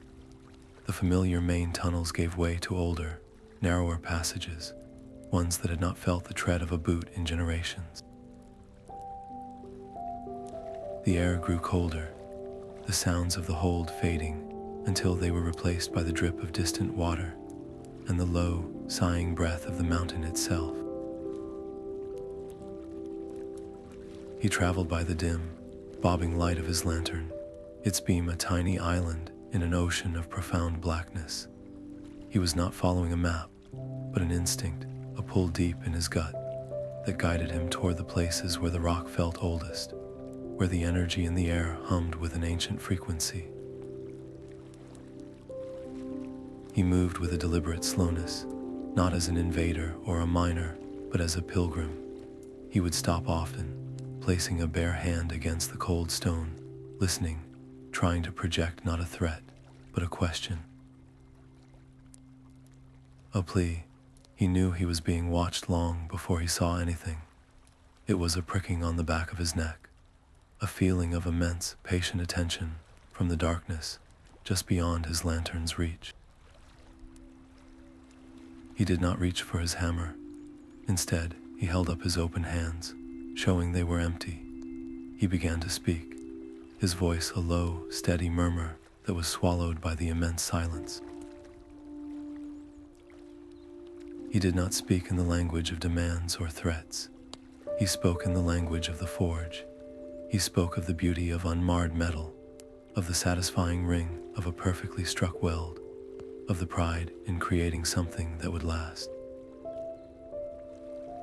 He spoke of his fear, and not for himself, but for his clan, for the path they were stumbling down. He confessed their ignorance, their arrogance in breaking the sacred glyphs. He admitted their greed. He did not ask for forgiveness. He asked for understanding. And above all, he asked for a chance, one final chance, to find another way before the blood began to flow and the mountain was scarred by a war it did not deserve. He was not a chieftain offering terms. He was a smith, humbling himself before the master craftsman of the mountain itself, hoping that his honesty would be the key that finally, truly, unlocked the door. The oppressive blackness of the deep tunnels was not merely an absence of light, but a physical presence, a weight of silence so profound that Durin's own breathing sounded like a gale wind. He had long since extinguished his lantern, trusting not his eyes but a deeper sense, a pull in his blood that drew him toward the mountain's oldest heart. The air hummed with a low, subaudible frequency that vibrated in his teeth and made the bones of his skull ache. He moved with his hands outstretched, his fingertips brushing the cold, damp stone, not as a blind man, but as one trying to read a language written in texture and temperature. And then, the feeling of being watched intensified from a prickle to a palpable pressure. He was not alone. He stopped, sinking to his knees in a gesture of submission, his head bowed, his empty hands open and raised. They did not emerge from the shadows so much as they coalesced from the very fabric of the mountain itself. The rock of the tunnel wall seemed to ripple and flow, and from it stepped three tall, slender figures. They were not the hulking, bestial monsters of miners' nightmares. They were beings of elegant, impossible geometry, their forms seemingly carved from obsidian, granite, and quartz, all at once. They moved with a slow, deliberate grace that spoke of an age beyond counting, their limbs shifting with the sound of grinding stone that was somehow not harsh, but melodic. Their faces were not cruel, but held a profound, weary solemnity, etched with the patience of millennia. and their eyes did not glow with malevolent fire, but with a soft inner luminescence, the color of ancient moss and deep earth, and in their depths, Durin saw not hatred, but a deep, abiding sorrow. He expected a roar, a shriek, a voice of crushing stone. What came was something far more staggering. A thought, clear and cool as mountain spring water, formed directly in his mind, bypassing his ears entirely. It was not a language of words, but of concepts, of images, of pure understanding. Why do you break the song? The question was accompanied by a sensation of exquisite harmony, a vision of the mountain as a single, vibrating, living entity. Every vein of ore, every underground river, every root of every tree on the surface, all resonating in a perfect, stable chord. Then came a counter-image, the relentless mining, the removal of the silvery ore, shown not as theft, but as the snapping of vital strings in a great instrument. With each ingot taken, the beautiful chord faltered, frayed, and developed a dissonant, wavering tremor. Another being stepped forward, a taller watcher whose form was shot through with veins of the very metal Duren sought. It placed a long, crystalline hand against the tunnel wall. The stone there was webbed with hairline fractures that pulsed with a sickly, faint light. The thought that filled Durin's mind was one of aching pain and dire warning. The heart weakens, the song falters. You take the keeper of the balance, and the balance fails. A flood of understanding washed over him. The ore was not a passive treasure to be dug up. It was an active, vital component of the mountain's structural and magical integrity. It acted as a conduit, a stabilizer, weaving the immense forces of pressure and geothermal energy into a stable, sustainable whole. Its crystalline structure resonated at a frequency that literally held the stone together. To remove it was not like picking a fruit from a tree. It was like removing the keystone from an arch, or pulling the strongest thread from a tapestry. The minor tremors and cave-ins were not attacks, but the mountain's agonized groans, its desperate attempts to settle into a new, unstable equilibrium without its essential supports. A final, devastating vision filled his mind. He saw not just a tunnel collapse, but the entire mountain hold. The great forges, the grand halls, the homes of thousands shuddering as a massive, network-wide failure shot through its foundations. He saw ceilings of unimaginable thickness crashing down, swallowing the proud works of his people in an instant, burying their ambition under a tomb of the very stone they had plundered. It was not a threat. It was a simple, tragic, and inevitable outcome of a broken natural law. The Watchers were not hostile invaders. They were physicians trying to stem a fatal infection, guardians fighting a slow, losing battle against a cancer of ignorance and greed. In that moment, every belief Durin had held was upended. The chieftain's dream of unassailable power was a suicidal delusion. His own desire to use the metal for tools and art was still a violation, just a slower, more polite one. Kalin's ambition was the spark that could ignite their total annihilation. The perspective shift was not intellectual, it was visceral, a fundamental reordering of his reality.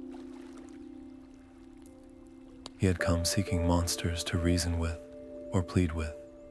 He had found the mountain's grieving immune system, and he finally understood that his clan was the disease. The truth was not merely inconvenient, it was humbling, terrifying, and it redefined everything. The question was no longer how to secure the ore for his people, but how to save his people from the ore. The silence that followed their communication was not empty, but filled with the weight of eons. Durin's mind, still reeling from the truth of the mountain's fragile balance, was then gently, inexorably pulled into a new understanding. The Watchers did not speak of history, they made him live it. The dark tunnel around him dissolved, replaced by a searing vision of a sun-drenched city, carved into a mountain peak far grander than his own. Its towers were impossibly tall, its bridges elegant arcs of stone, and everywhere, the telltale silvery gleam of the ore was worked into the architecture, not as decoration, but as the very load-bearing heart of the city's glory. He saw its people, proud and prosperous, their smiths forging not just weapons, but magnificent gates and soaring pillars, all reinforced with the miraculous metal. They called their kingdom Ungolter, the unbreakable peak, but then the vision shifted. He saw the mines delving deeper, greedy, and relentless, the tunnels branching like a cancer through the mountain's core.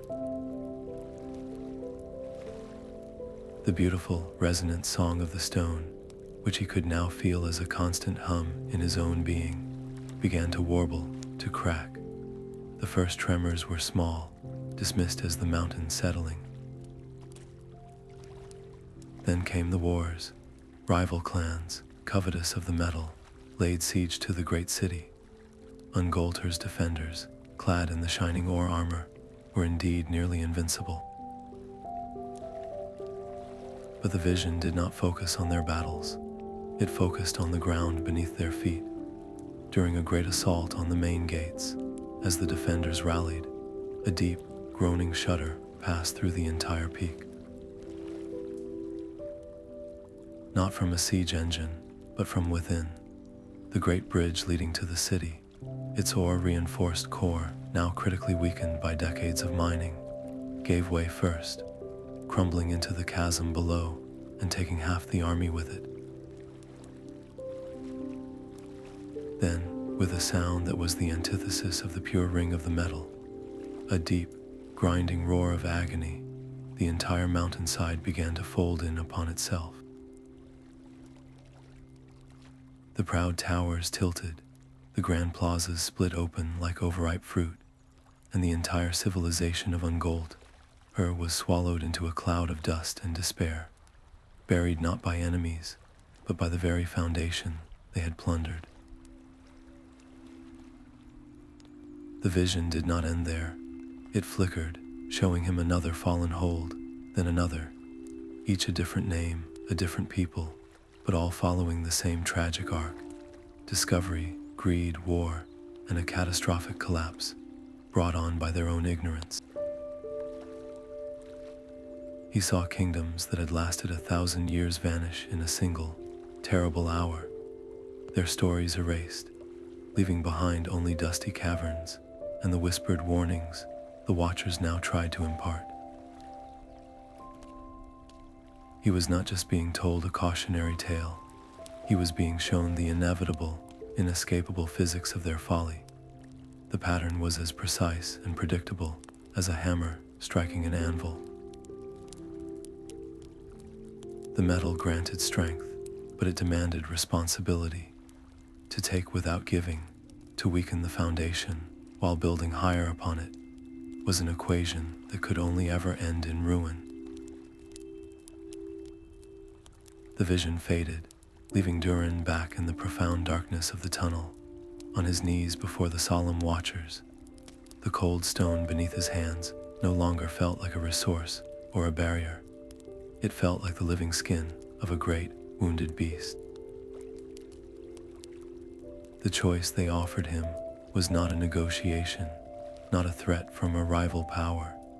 It was a simple statement of cause and effect, as fundamental as gravity. Cease the mining, help restore the balance you have broken. Use your knowledge not to take, but to mend, or continue on your current path and face the inevitable physical consequence. There would be no epic, final battle against the Watchers. Their warning was that the mountain itself would be their executioner. The collapse would not be an attack. It would be a failure, a structural bankruptcy. The war with the Stonehands would become irrelevant, a squabble between ants on the back of a beast that was about to roll over and crush them all. The offer was staggering in its simplicity and its enormity. It asked him to not only defy his chieftain and the will of his entire clan, but to completely redefine their relationship with the world itself. It asked him to trade a dream of dominion for the humble, vital work of stewardship. To become a healer instead of a conqueror.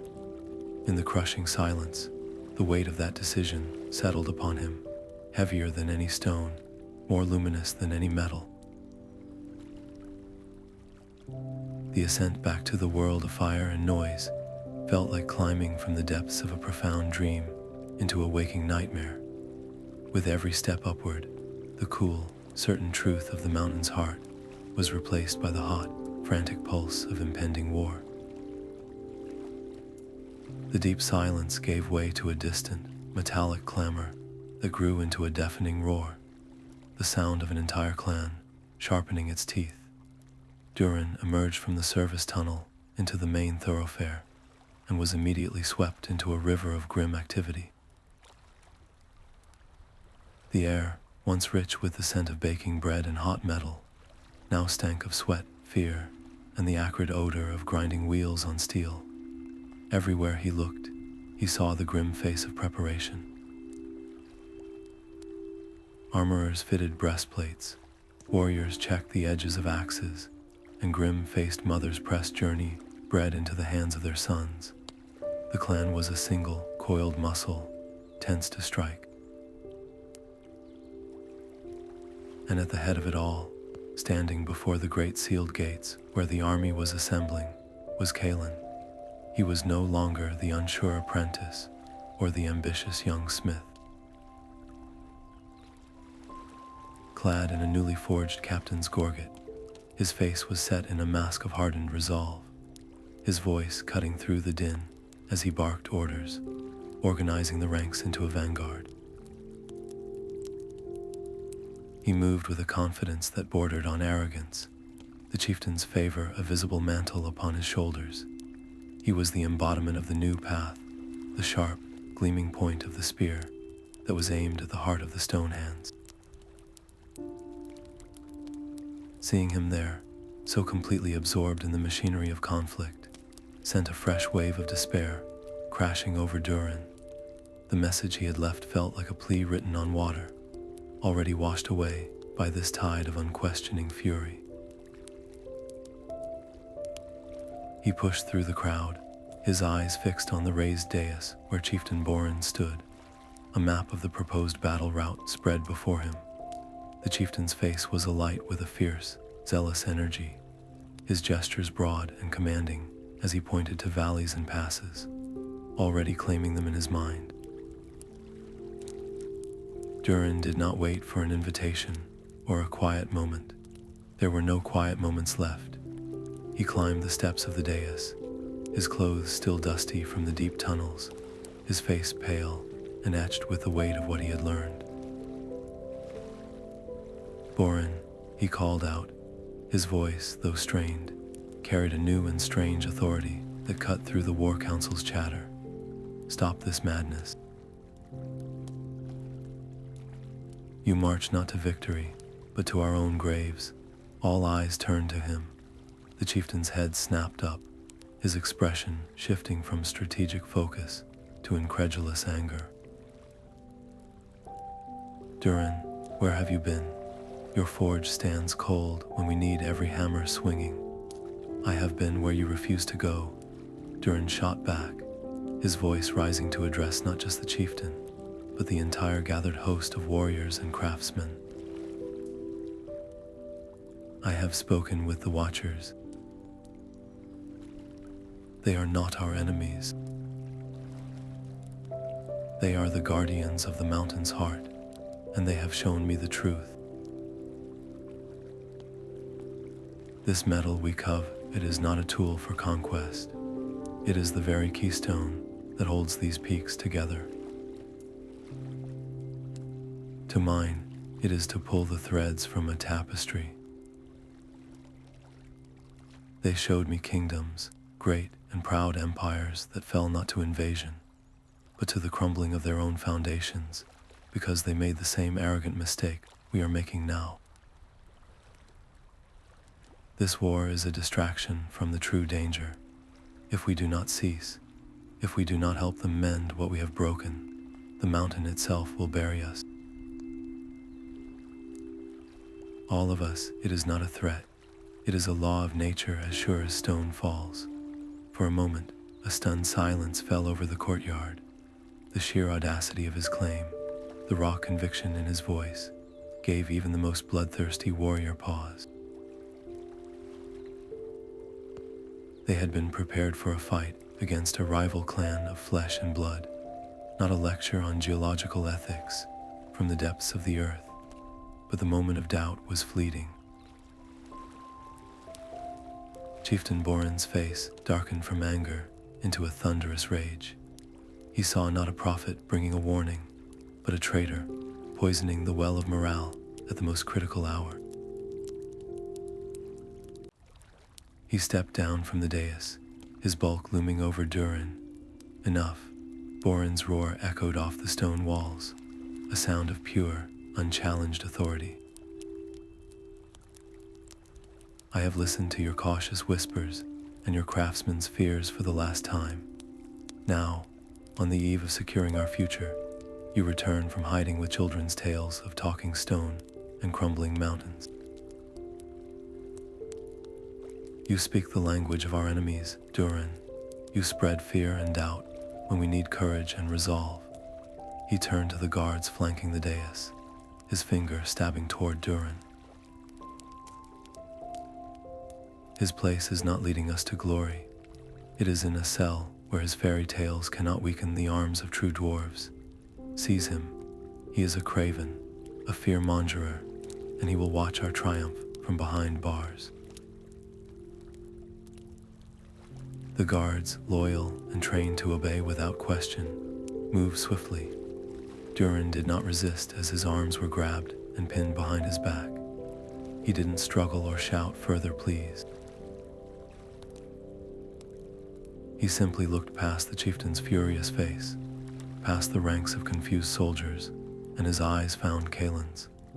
In that brief, locked gaze, he tried to convey everything he had seen, the visions of fallen cities, the solemn sorrow of the watchers, the terrifying fragility of the stone beneath their feet. He willed the young dwarf to see past the glory, to remember the forge, to understand. But Kalin's face, after a flicker of confusion, hardened into a mask of disdain. He gave a slight, almost imperceptible shake of his head, then turned back to his troops, shouting a command to ready the battering rams.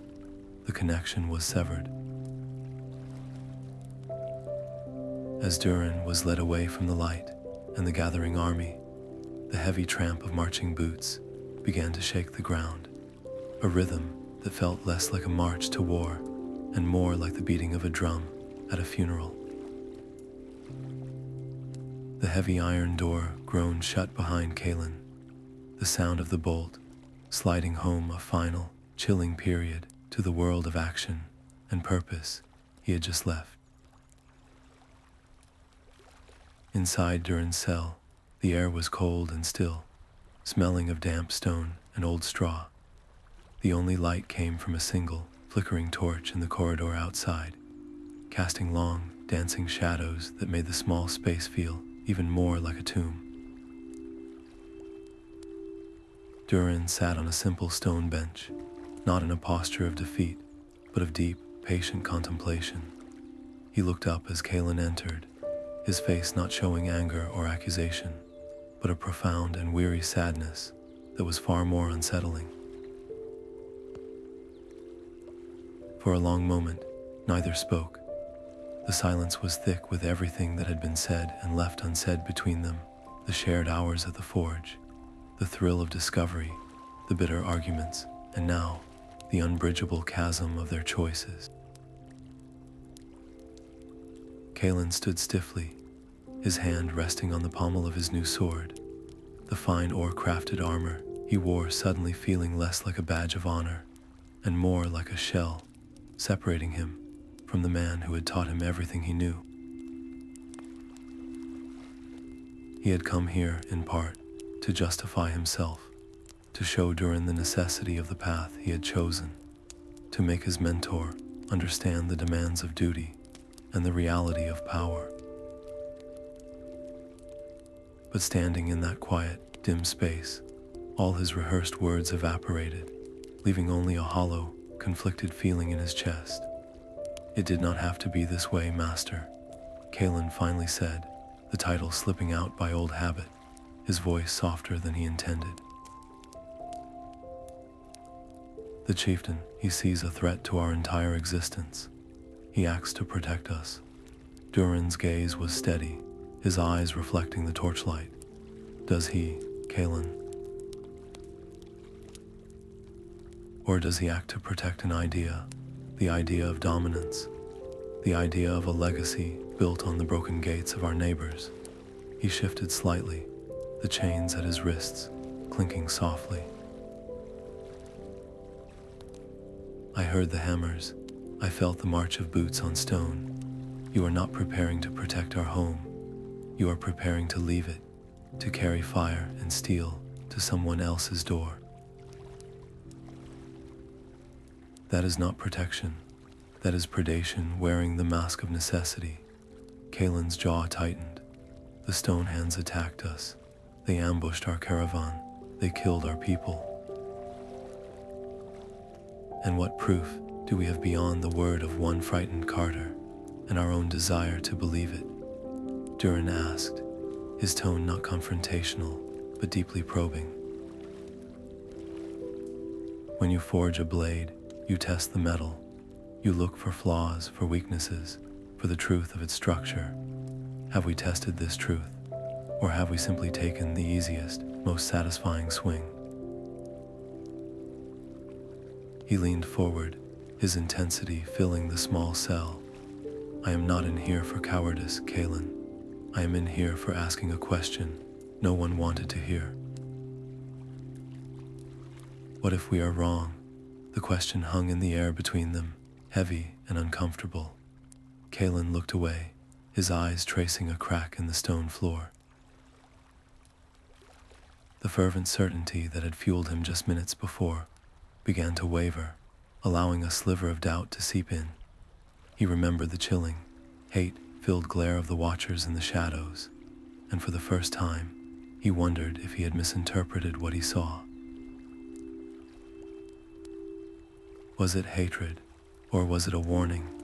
Seeing his hesitation, Durin's voice dropped to a near whisper, a tone he had used years ago when teaching him the most delicate parts of their craft. "Do you remember the first time we successfully alloyed the ore? It was not for a sword or a shield. It was for this." From a fold in his tunic, he drew a small, simple medallion. It was a rough circle of the silvery metal, no larger than a coin, its surface not polished to a warlike shine, but left with the hammer's textured marks. In its center, they had inlaid a tiny, perfect circle of copper, a symbol of the mountain's heart embraced by their craft. It was humble, it was beautiful. He held it out on his palm. "We made this together. We said it was to remind us that the true value of a discovery is not in what it can destroy, but in what it can create. That its strength should be used to bind things together, not to break them apart." He looked from the medallion to Kalin's face, his eyes pleading not for his own freedom, but for the soul of his apprentice. "That was our purpose, Kalin. That was the dream we shared in the quiet of the forge. before the chieftain's ambitions and the fear of war turned our craft into a weapon. This metal, it is not meant for this, and neither are you. Kalin stared at the small, unassuming object. It was a relic from a different world, a time when their greatest concern was the purity of a weld, the balance of a composition, the simple, profound joy of making something new and good. He saw his own younger self reflected in that dull sheen, full of wonder and a desire to build. The gleaming captain's gorget around his own neck suddenly felt cold and heavy, a symbol of a different, darker path. The chieftain's duty demanded he lead a march of destruction, but his master's quiet appeal asked him to remember a duty to creation, to the very essence of why they picked up a hammer in the first place. The conflict within him was no longer a debate. It was a tearing apart of his very identity, as he stood trapped between the man he had become and the man he had once dreamed of being. The deep, rhythmic thrum of the mountain, a constant presence they had all learned to live with, changed in a single, terrifying heartbeat. It was not the familiar, distant groan of settling stone or the faint tremor of a rockslide on a distant peak. This was different. It was a violent, convulsive shudder that rose from the very core of the world, a deep-throated roar that seemed to tear through the mountain's bones. The solid stone floor of the great hall heaved like a ship on a stormy sea, throwing dwarves from their feet and sending tankards of ale and platters of food crashing to the ground. The very air filled with a deafening cacophony, the scream of twisting metal, the explosive crack of splitting rock, and the panicked shouts of hundreds of voices raised in unison. High above, in the vaulted ceilings of the grandest chambers, a web of fissures snaked across the ancient, reinforced arches, and a shower of dust and small stones rained down on the terrified crowd below. The fortress, their impregnable home that had stood for 1,000 years, was groaning in agony, and in that moment, every dwarf knew with primal certainty that the mountain itself had turned against them. The carefully organized ranks of the war party dissolved into chaos. The fierce, disciplined warriors who had been moments from marching to glory were now stumbling, disoriented men, their eyes wide with a fear no enemy army could ever inspire. The great front gates, the symbol of their strength and their planned point of departure, became a deadly bottleneck as a crush of bodies fought to get out into the open air, away from the terrifying possibility of being buried alive. From the deeper residential tunnels, the sounds of panic were joined by cries of pain and desperate calls for help as sections of ceiling gave way, trapping families in their homes. The chieftain's grand strategy, his glorious war, evaporated in an instant, rendered absurd and pathetic by the raw, indifferent power of the earth. This was not a battle to be won with swords and courage. It was a desperate struggle for survival against an opponent they could not see and could not fight. Kalin was thrown against a stone pillar, the impact jarring the breath from his lungs. As he pushed himself up, his hand instinctively went to the cool metal of the gorget at his throat, the symbol of his command. He looked around at the chaos, at the faces contorted in fear, and his mind, so recently focused on the simple, clear objective of leading an attack, was suddenly flooded with a torrent of conflicting images. He saw the chieftain's face, blazing with certainty, demanding immediate action, but louder, clearer, cutting through the din like the pure ring of Durin's hammer, came the memory of his master's words from the cell. The mountain itself will bury us, It is not a threat. It is a law of nature. This was not an attack from the Stonehands. This was the warning. This was the truth Durin had tried to show them, delivered not in a quiet vision, but in the brutal, undeniable language of collapsing stone. The weight of the ore medallion in his pocket felt suddenly immense, an anchor of truth in a sea of madness. His gaze fell from the chaotic scramble at the gates to a side tunnel where a group of miners were frantically trying to lift a fallen lintel stone to free a young dwarf whose leg was pinned beneath it. The boy's mother was screaming, her voice a raw thread of terror. In that moment, Kalin's choice crystallized. He could follow the chieftain's last order, a command that now felt like a ghost from a world that no longer existed, and try to rally a scattered, terrified army for a war that had lost all meaning. Or he could follow the older, deeper command of his craft, the one that valued preservation over destruction, and help his people. Without another moment's hesitation, he turned his back on the gates and the vanguard he was meant to lead. He ripped off his fine cloak, shouted for nearby warriors to follow him, and ran toward the trapped family, his voice not barking orders for formation, but shouting for pry bars and support beams. He worked with a frantic, focused energy, his smith's strength put to its truest purpose. He did not look to see if the chieftain was watching. He did not care about glory or favor. He saw only the faces of his clansmen, terrified and in pain, and he moved with a surety he had not felt since he first held the unmarred ore in the quiet forge. He organized rescue teams, directing strong dwarves to shore up unstable passages, while others helped the injured and guided the disoriented to safety. He was no longer Captain Kalin, the leader of the vanguard. He was Kalin the smith, using his hands and his wits to mend what was broken, to save what could be saved. And with every life he helped, with every grateful, relieved look from a clansman he pulled from the rubble, the chieftain's vision of conquest seemed more hollow, more distant, a fading dream from a foolish past. When the tremors finally subsided, leaving an eerie, dust-choked silence, broken only by the moans of the injured, Kalin stood covered in grime and sweat, his fine armor scratched and dented from the work of rescue. It was then that he felt a presence behind him. He turned to find Chieftain Boren, his face a mask of cold, incredulous fury. The chieftain's own plans lay in ruins around him, not from enemy action, but from the disobedience of his chosen captain.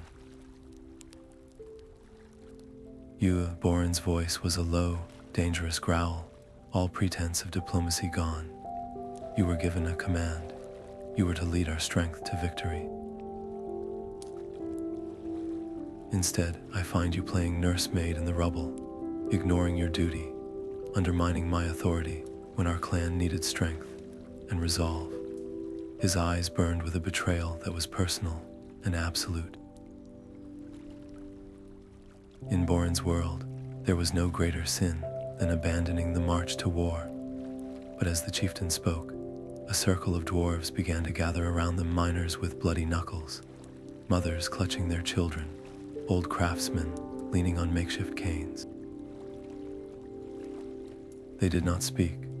They simply stood there, their silent presence a testament to the choice Kalin had made. They were alive because he had chosen to help them, not lead them to a foreign battlefield. Their gratitude was a tangible force, a shield far stronger than any ore armor. Kalin met the chieftain's furious gaze, but he said nothing in his own defense. He didn't need to. The proof of his decision was standing all around them, in the lives that had been saved. He had earned the chieftain's fury, but in that moment, surrounded by his grateful people, he knew with a deep, unshakable certainty that he had finally earned something far more valuable. From the high watchtowers of the Stonehand clan, the violent tremor that shook the mountain was not a geological event. It was the opening salvo of a war they had been expecting.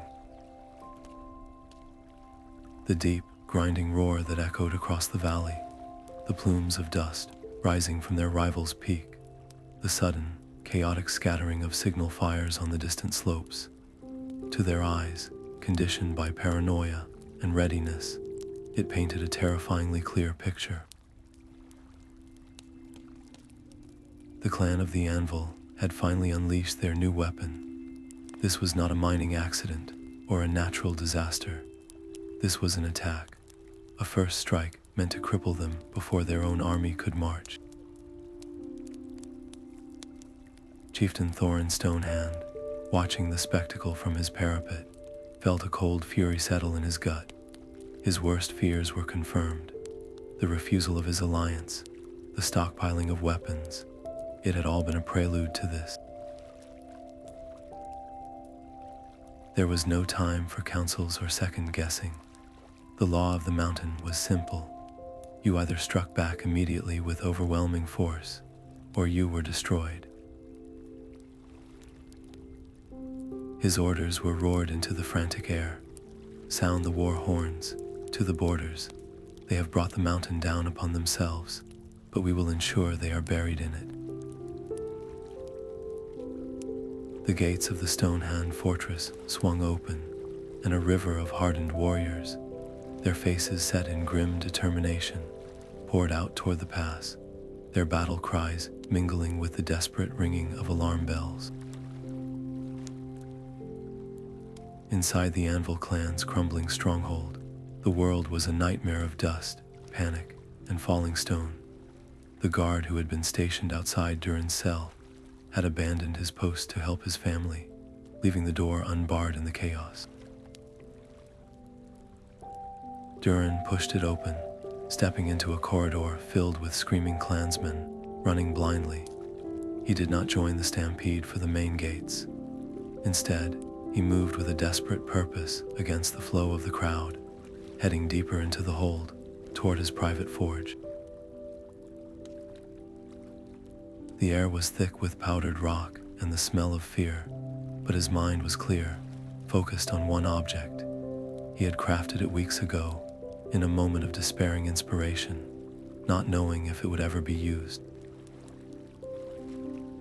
It was a bell no larger than his head, forged from the purest silvery ore. It was not a weapon.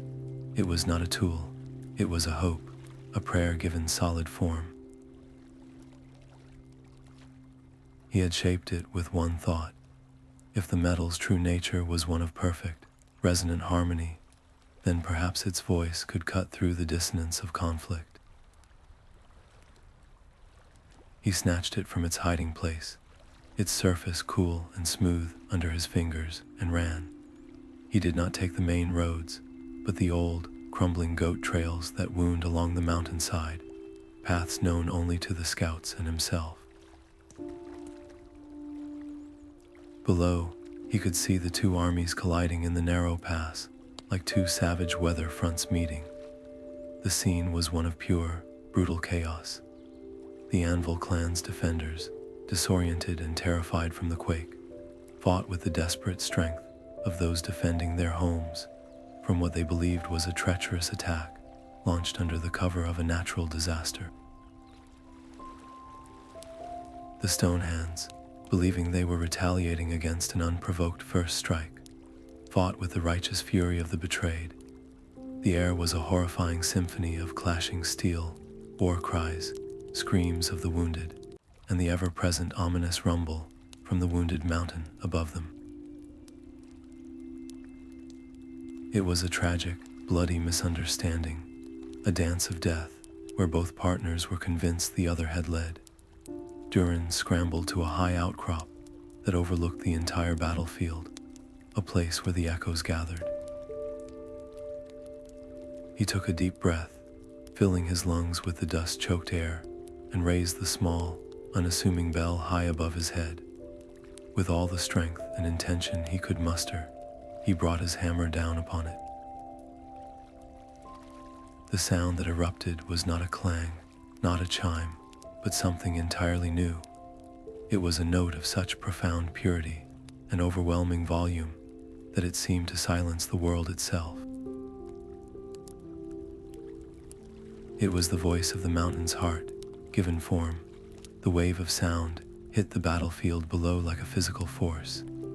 Every dwarf, whether anvil or Stonehand, staggered as one. The ringing was not painful, but utterly arresting. It vibrated in their teeth, their bones, their very souls, freezing them in place. Swords, raised for a killing blow, hung motionless in the air. War cries died in throats.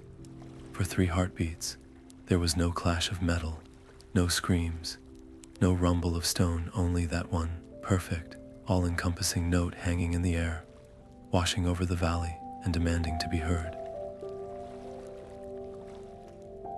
In that sudden, shocking silence, the madness of the previous moments was laid bare, a grotesque and foolish pantomime interrupted by a truth too pure to ignore. The silence left by the bell's impossibly pure note was more than an absence of sound. It was a profound, collective intake of breath. Every warrior, dwarf, and chieftain stood frozen, their violent momentum shattered, their minds struggling to process the wave of clarity that had just washed over them. Into that stunned void, Durin stepped forward. He did not descend from his perch with the air of a conqueror or a commander, but as a humble craftsman, the small bell still in his hand.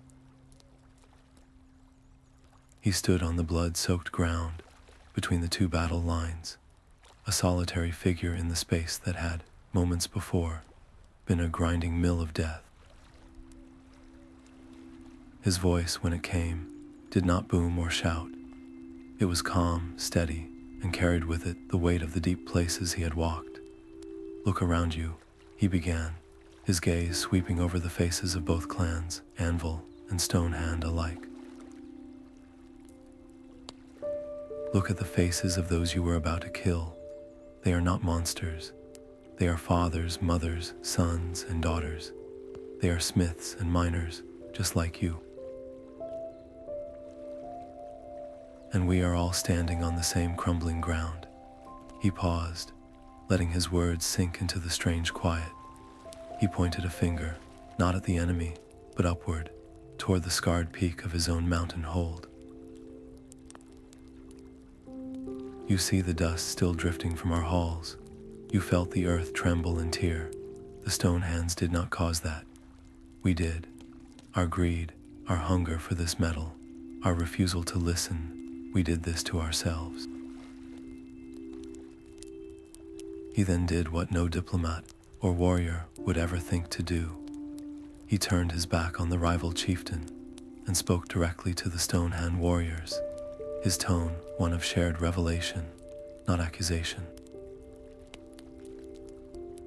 "You came here because you feared our power. You heard whispers of an unbreakable metal, and you believed we would use it to crush you. I tell you now, the only thing that metal will crush is us. All of us." He gestured for the Stonehand leader, Thorin, to come forward. "You want to see the truth of our so-called power? Then look." Duren led Thorin and a handful of captains from both sides to the base of the mountain, to a great, newly opened fissure in the rock face.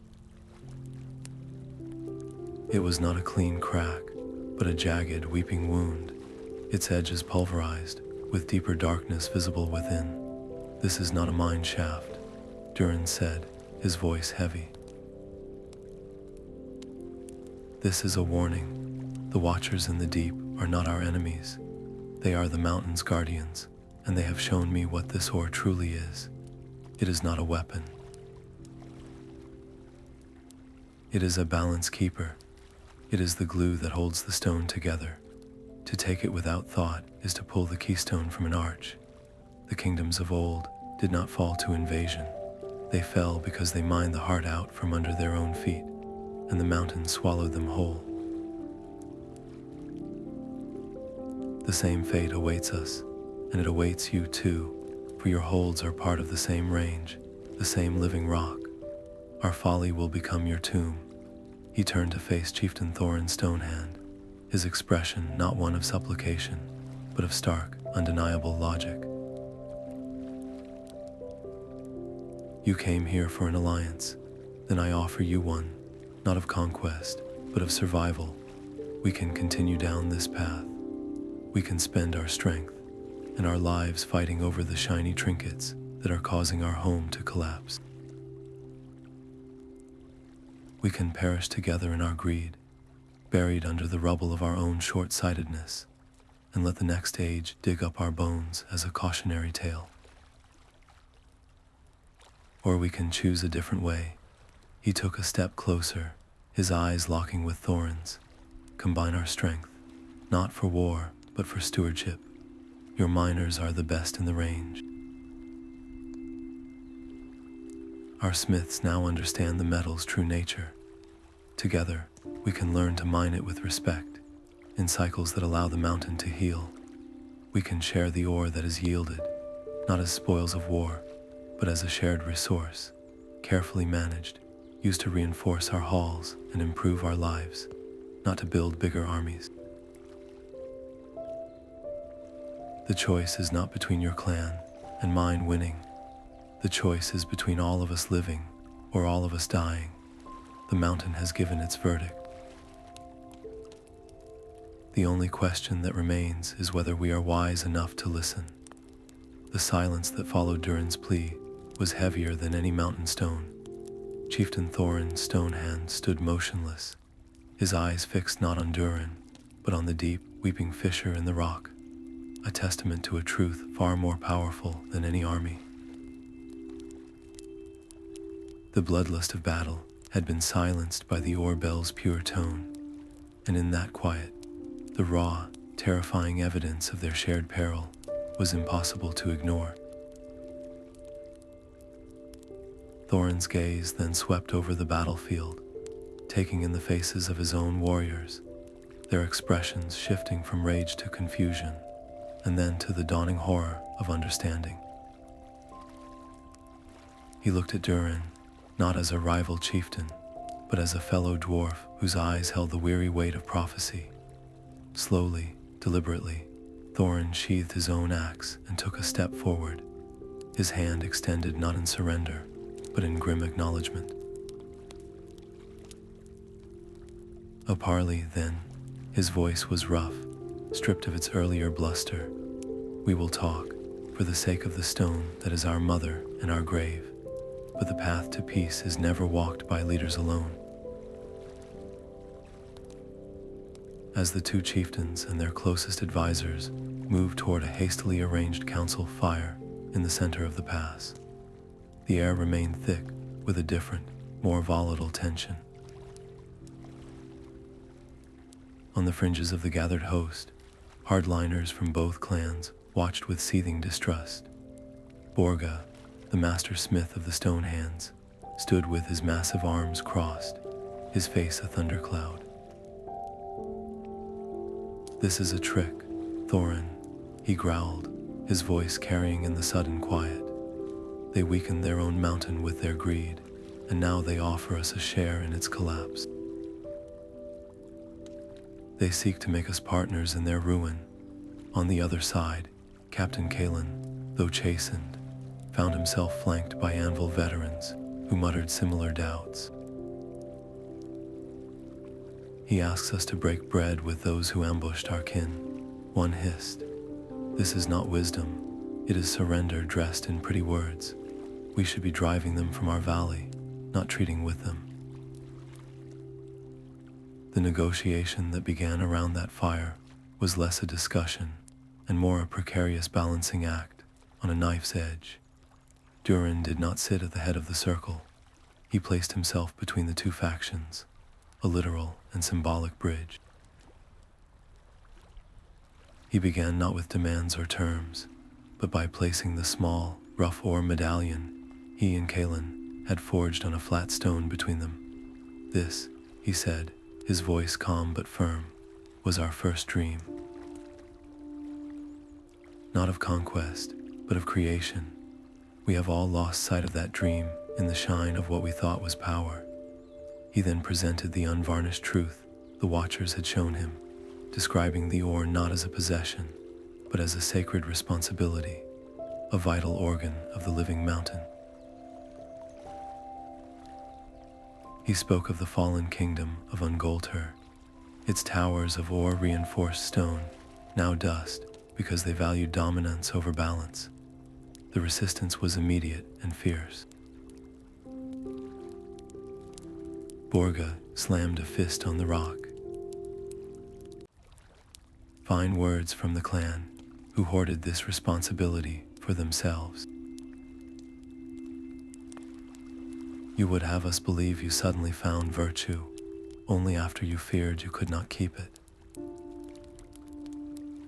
A captain from Durin's own clan shot back. And why should we share it now? Our smiths discovered it. Our miners bled for it. You come with swords to our door, and now demand a seat at our forge. The argument spiraled, old grievances and fresh suspicions, fueling a fire that threatened to consume Durin's fragile peace. Durin listened to the anger, letting it spend itself against the immovable fact of the cracking mountain above them. When a lull finally came, he did not argue their points. He reframed the entire debate. You are both right to be angry, he conceded, surprising them. We were arrogant, and you were fearful.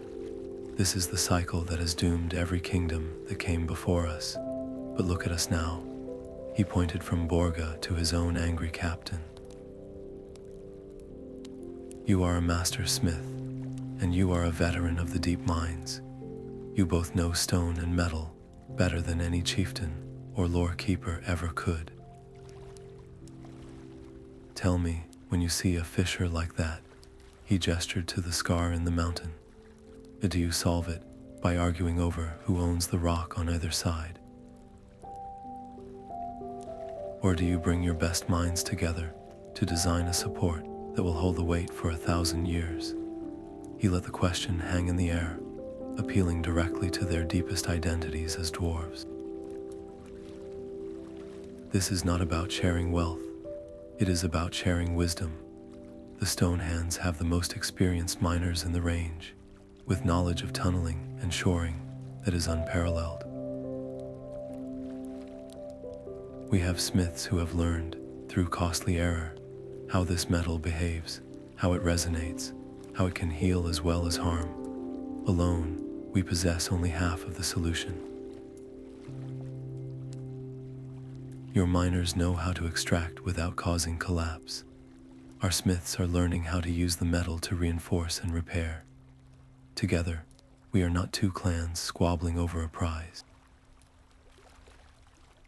We become the guardians the mountain needs. The ore's true value was never in a sword that can cut down a rival. Its true value is in the bond it can create between us, a bond strong enough to shoulder the weight of the mountain itself. Its value is in unity, because only together do we have the complete skill to ensure we all survive. He looked at both groups of hardliners, his expression open, challenging them to see the greater craft. The choice is not between winning and losing. The choice is between building together or burying each other. The tense silence of the parley was broken not by a shout, but by a subtle shift in the very air, a change in pressure that made every dwarf's ears pop.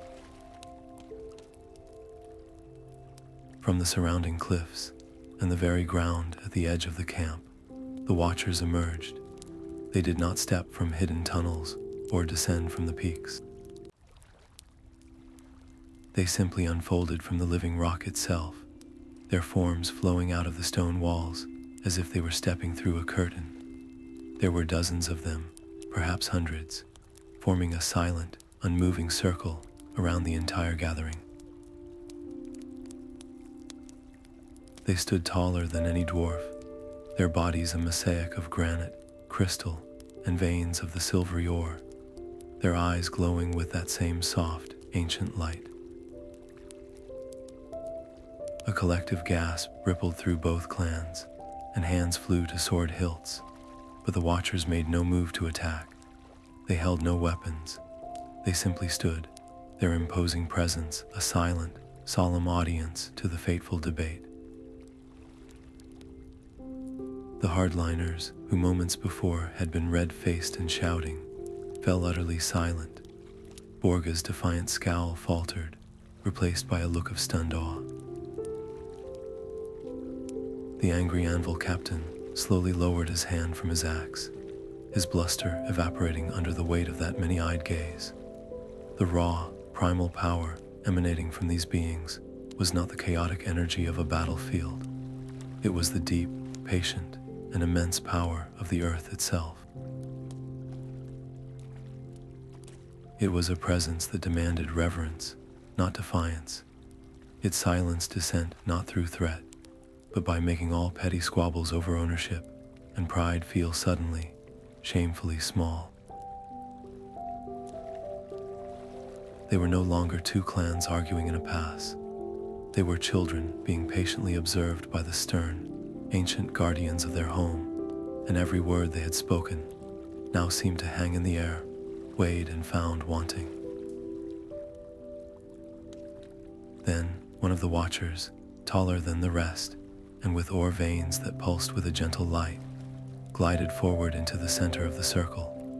It ignored the dwarf chieftains completely, and moved toward the great fissure that Durin had shown them, the wound in the mountainside. It knelt, its stony limbs moving with a graceful, grinding sound. It placed its long, crystalline hands on either side of the crack, not with force, but with a tender precision, as a healer would touch a grievous injury. Then it turned its luminous gaze toward Durin and made a slight, beckoning motion. Understanding flashed in Durin's eyes.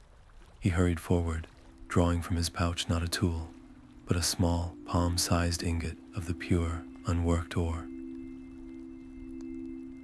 He placed it gently into the Watcher's open hand. What happened next would be etched into the memory of every dwarf present, a story they would tell for generations. The Watcher closed its fingers around the metal, and its hands began to glow with a warm, white gold light. The light flowed from its hands into the ore, causing the metal itself to become incandescent, not with the harsh orange heat of forge, but with a brilliant, sun-like radiance. Then the Watcher pressed the glowing ore directly into the heart of the fissure. A deep, resonant hum filled the pass, a sound that was felt in the bones more than heard by the ears. The dwarves watched, utterly mesmerized, as the impossible unfolded before them. The pulverized, fractured edges of the great crack began to knit together.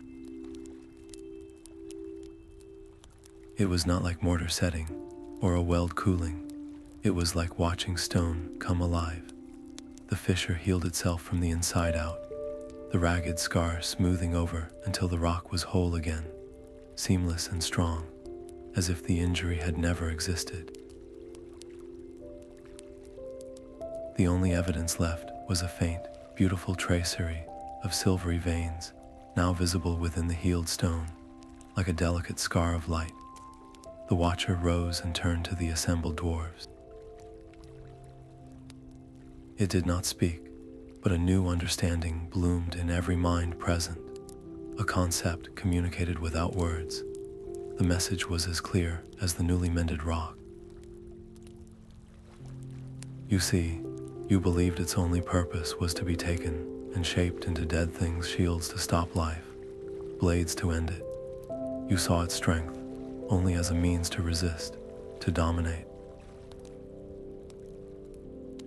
But you were blind to its true nature. This metal is not for breaking, it is for binding. Its greatest strength is not in its hardness, but in its resonance, its ability to harmonize with the living song of the mountain. When used not with greed, but with respect, with a pure intent to heal and preserve, it does not weaken the foundation. It becomes the foundation. It can mend what has been broken, strengthen what has been weakened, and weave the fractures back together with a bond stronger than the original stone. The Watcher's demonstration was not just a display of power. It was the final, unanswerable argument in Durin's plea. It transformed the ore from a cursed treasure into a sacred trust, revealing that the path to true, lasting power was not through hoarding and fighting, but through understanding and healing. The conflict was over. There was nothing left to argue about. The air in the great pass, once thick with the dust of battle and the screams of the wounded, now held a different kind of energy, a collective, cautious hope, fragile as a newborn flame. The silent, solemn departure of the Watchers had left behind not a void, but a profound mandate for change. The two clans, their warriors still standing amidst the scattered detritus of their near conflict, found themselves united not by a signed treaty, but by a shared, awe-struck understanding. The work began not with speeches, but with action. The most skilled miners from the Stonehand clan, their expertise born from generations of delving into the most unstable seams, stepped forward. They surveyed the new cracks and stress fractures around the Anvil clan's gates with a critical, professional eye, their previous hostility replaced by a craftsman's focus on a complex problem. Meanwhile, Durin's smiths, under his quiet direction, fired up their forges with a new purpose. They did not draw sword blanks or armor plates. Instead, they began crafting strange, beautiful new tools, great, threaded rods of the silvery ore, wide, perforated plates, and complex braces, all designed not to tear apart, but to hold together. The site chosen for the joint ceremony was the very tunnel that had witnessed the first disappearance, the place where fear had taken root. It was no longer a place of dread, but a symbol of redemption. The two chieftains, Boren and Thorin, stood side by side at the tunnel's mouth, their previous postures of defiance replaced by a shared, grim determination. A great, unworked vein of the ore was exposed on the wall, and instead of attacking it with picks, a selected team from both clans, a grizzled Stonehand miner and a young Anvil apprentice, stepped forward. Using a large ore-tipped drill bit they had forged together, they carefully bored into the rock, not to extract, but to implant. They worked in tandem, their movements initially clumsy, then smoothing into a rhythm as the older miner guided the younger's hands, sharing the weight of the tool and the responsibility. Once the hole was deep enough, they took one of the long, gleaming ore rods and, with a ceremonial mallet crafted from a single piece of heartwood, they drove it home into the mountain's flesh. It was not an act of violation, but of acupuncture, a precise, healing touch. As the rod was seated, a team followed behind, securing one of the wide, perforated plates over the unstable section of the wall, the ore rod acting as its central anchor. Then, the most dramatic moment arrived. Duren himself approached, carrying a heavy, two-headed hammer made of the same metal. He did not swing it with destructive force. Instead, he struck the plate a single, sharp, perfectly measured blow. The sound that rang out was that now familiar, pure, resonant tone, but this time it was followed by a deep, answering hum from within the rock itself. The vibrations traveled through the ore rod, deep into the fracture network, and those closest to the wall swore they could feel a subtle tightening, a settling, as if the mountain were sighing in relief.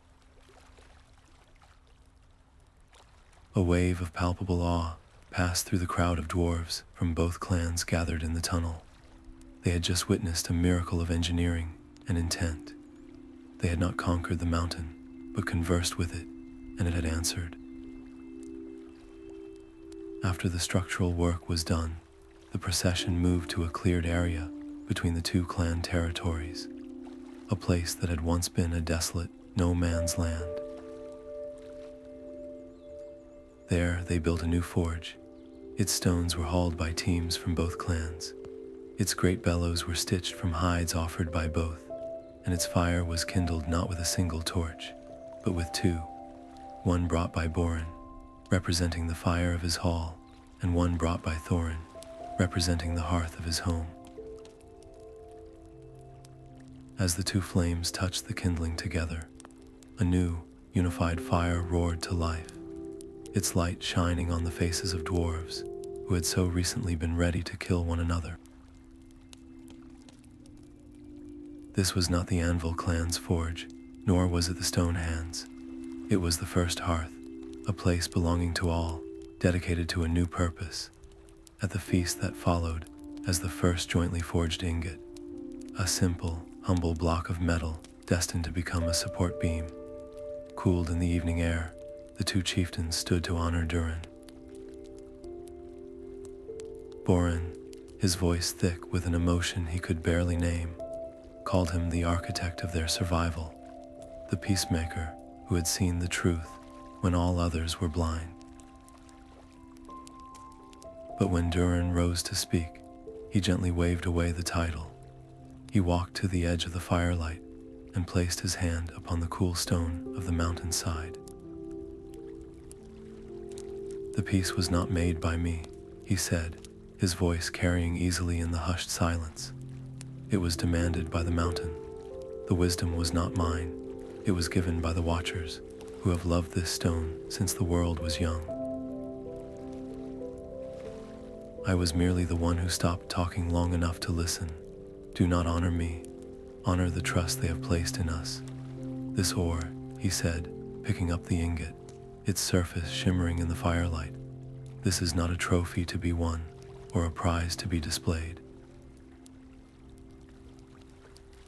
A trophy is a reminder of a victory over another. This is a reminder of a covenant with another. It is a trust. We are not its owners. We are its keepers. Our charge is not to see how much of it we can take, but to see how wisely we can use it, so that the mountain may endure, and with it, all of us." His words settled over the gathering, not as a rebuke, but as a founding principle, the bedrock upon which their new future would be built. The shine of the metal was no longer just a physical property. It was a reflection of the new responsibility they all now shared. The silence that followed the healing of the mountain's wound was not empty, but filled with a new kind of energy, a collective sense of possibility. It was in this space of shared awe that Kalin stepped forward. He no longer carried himself with the rigid posture of a military captain, but with the thoughtful bearing of a craftsman who had finally rediscovered his true purpose. He approached the two chieftains and Duren, his voice clear and steady, yet charged with a passion that had been absent during his days of forging blades. "What we have done here today," he began, gesturing to the newly reinforced tunnel and the joint forge, its fire now a symbol of unity, "cannot be a single moment of peace. It must become the foundation of our future. We have seen how easily the shine of this metal can blind us to its true cost. We have learned that its strength is not for hoarding, but for healing. To ensure that this hard-won wisdom is never forgotten, that it is passed down and protected, I propose we build something new." He paused, letting his gaze sweep over the assembled smiths from both clans. "I propose we form a new guild, not a guild of weaponsmiths or armor smiths, but a guild of wardens. Its members will be the most skilled and dedicated smiths from both our clans, sworn not to any single chieftain, but to the mountain itself. He painted the vision with his words, his idea taking shape in the minds of all who listened. This would be no ordinary trade association. Entry would be a profound honor, granted only to those who had mastered their craft and demonstrated a deep understanding of the new principles of stewardship. Initiates would take a solemn oath to use the metal, which they agreed should be called Mithril, meaning gray glory, only for purposes that strengthened, preserved, and healed. They would swear to share all discoveries openly between the clans, to ensure that knowledge of the metal's properties and its responsible use could never again become a secret weapon or a source of envy. The guild's primary duty would be to oversee all mining operations, determining sustainable yields and ensuring that no vein was ever exhausted, that the mountain's heart was never again weakened for short-term gain. They would also be the architects of the future, designing and forging the supports for new tunnels, the reinforcements for great halls, and tools that could make the most difficult labor safer and more efficient. Durin listened, and a profound, proud smile slowly spread across his face, smoothing away the deep lines of worry that had been etched there for so long. This was not the ambitious, glory-seeking apprentice he had feared he had lost. This was the young man's better nature, refined in the fires of failure and tragedy, now emerging stronger and wiser. Kalin was not just proposing an organization, he was proposing a living, breathing embodiment of their new covenant with the mountain. He was creating a system to protect the future from the mistakes of the past. Duren stepped forward and placed a firm, calloused hand on Kalin's shoulder, his eyes glistening with emotion. "This is the true forging," he announced, his voice thick with pride and conviction, carrying to every ear. "This is the masterpiece we were meant to create together, a legacy not of conquest, but of care, a future built not on the fear of others, but on a promise to protect all we hold dear."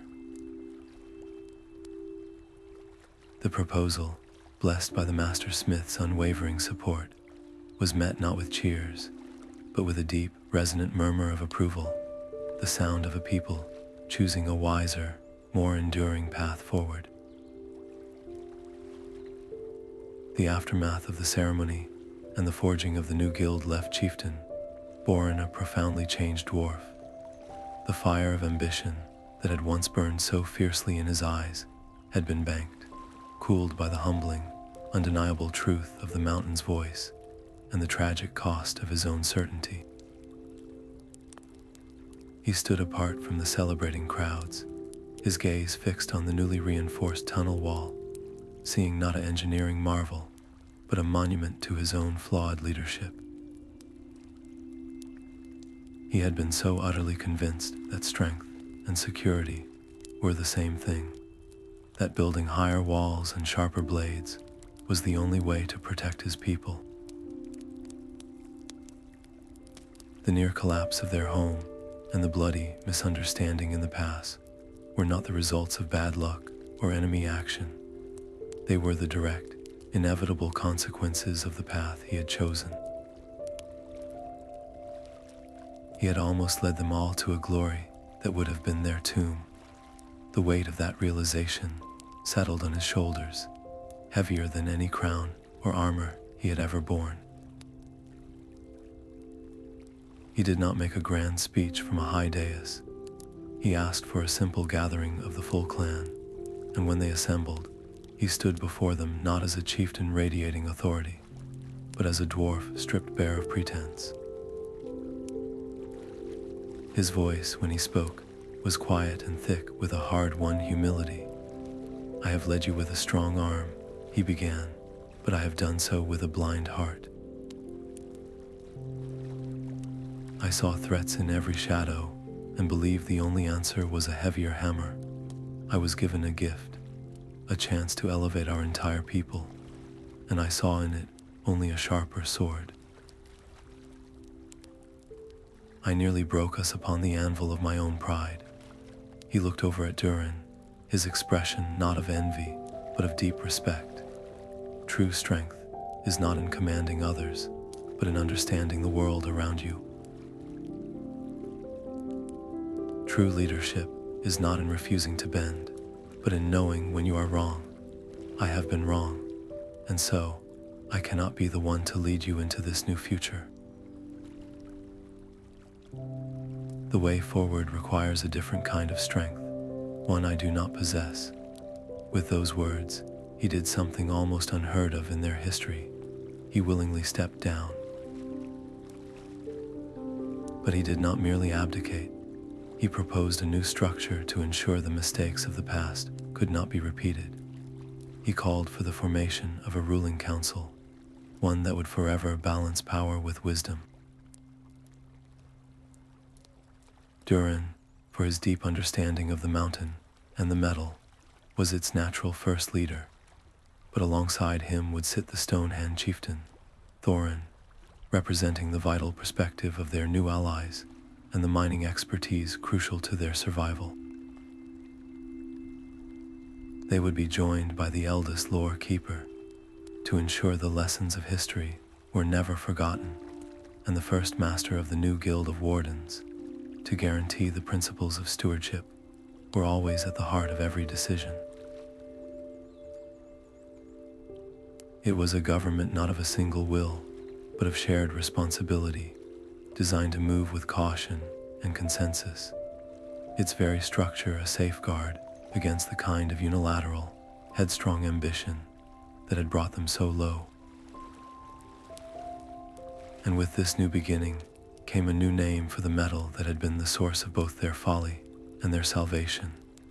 The old names, light stone, unbreakable metal, heart steel, were all tainted by the hunger and fear they had inspired. They needed a name that reflected its true, tempered nature.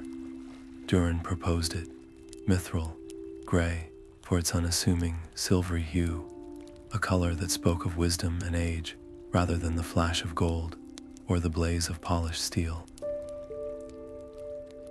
Glory, not for the glory of conquest or wealth, but for the profound, quiet glory of preservation, of endurance, of something that lasts. Mythral, gray glory.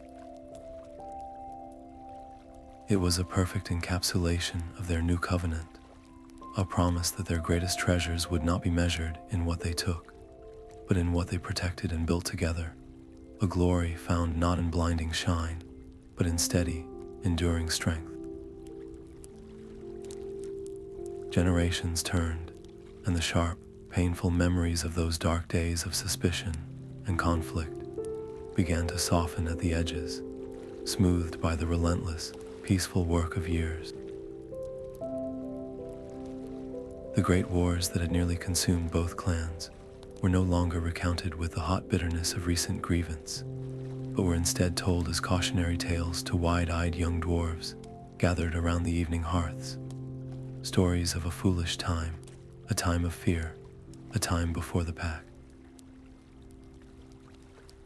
In this new age, the legend of Mythral underwent a profound and beautiful transformation.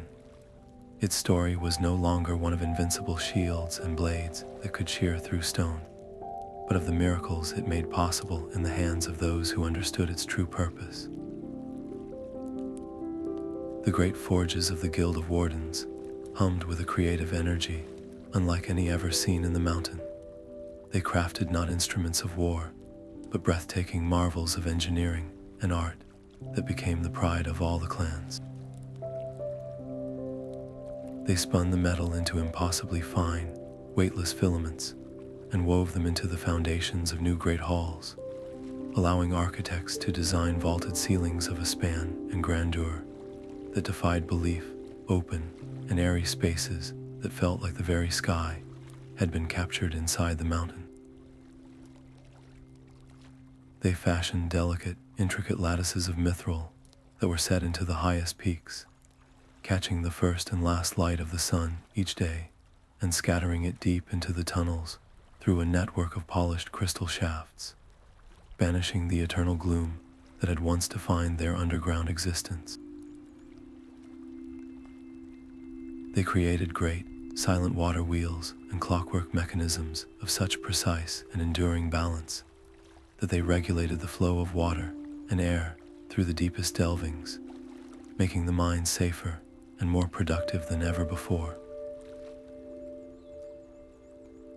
The metal became the unsung hero of everyday life, the flawless bearing in a millstone that never wore down, the resilient spring in a massive gate that a child could open, the invisible reinforcement in a bridge spanning a bottomless chasm.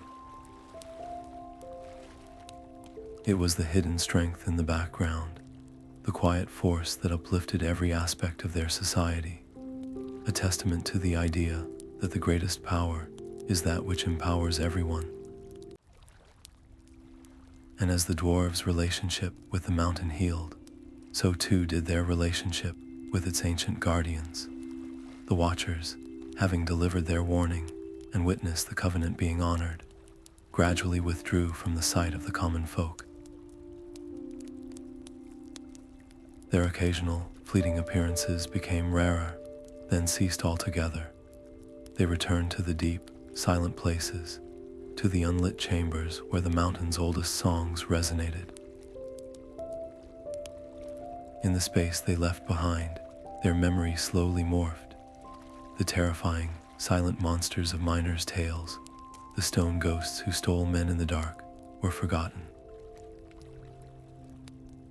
In their place, a new kind of story took root. They became the guardians of the deep, benevolent spirits of the rock, protectors who watched over just and honorable clans.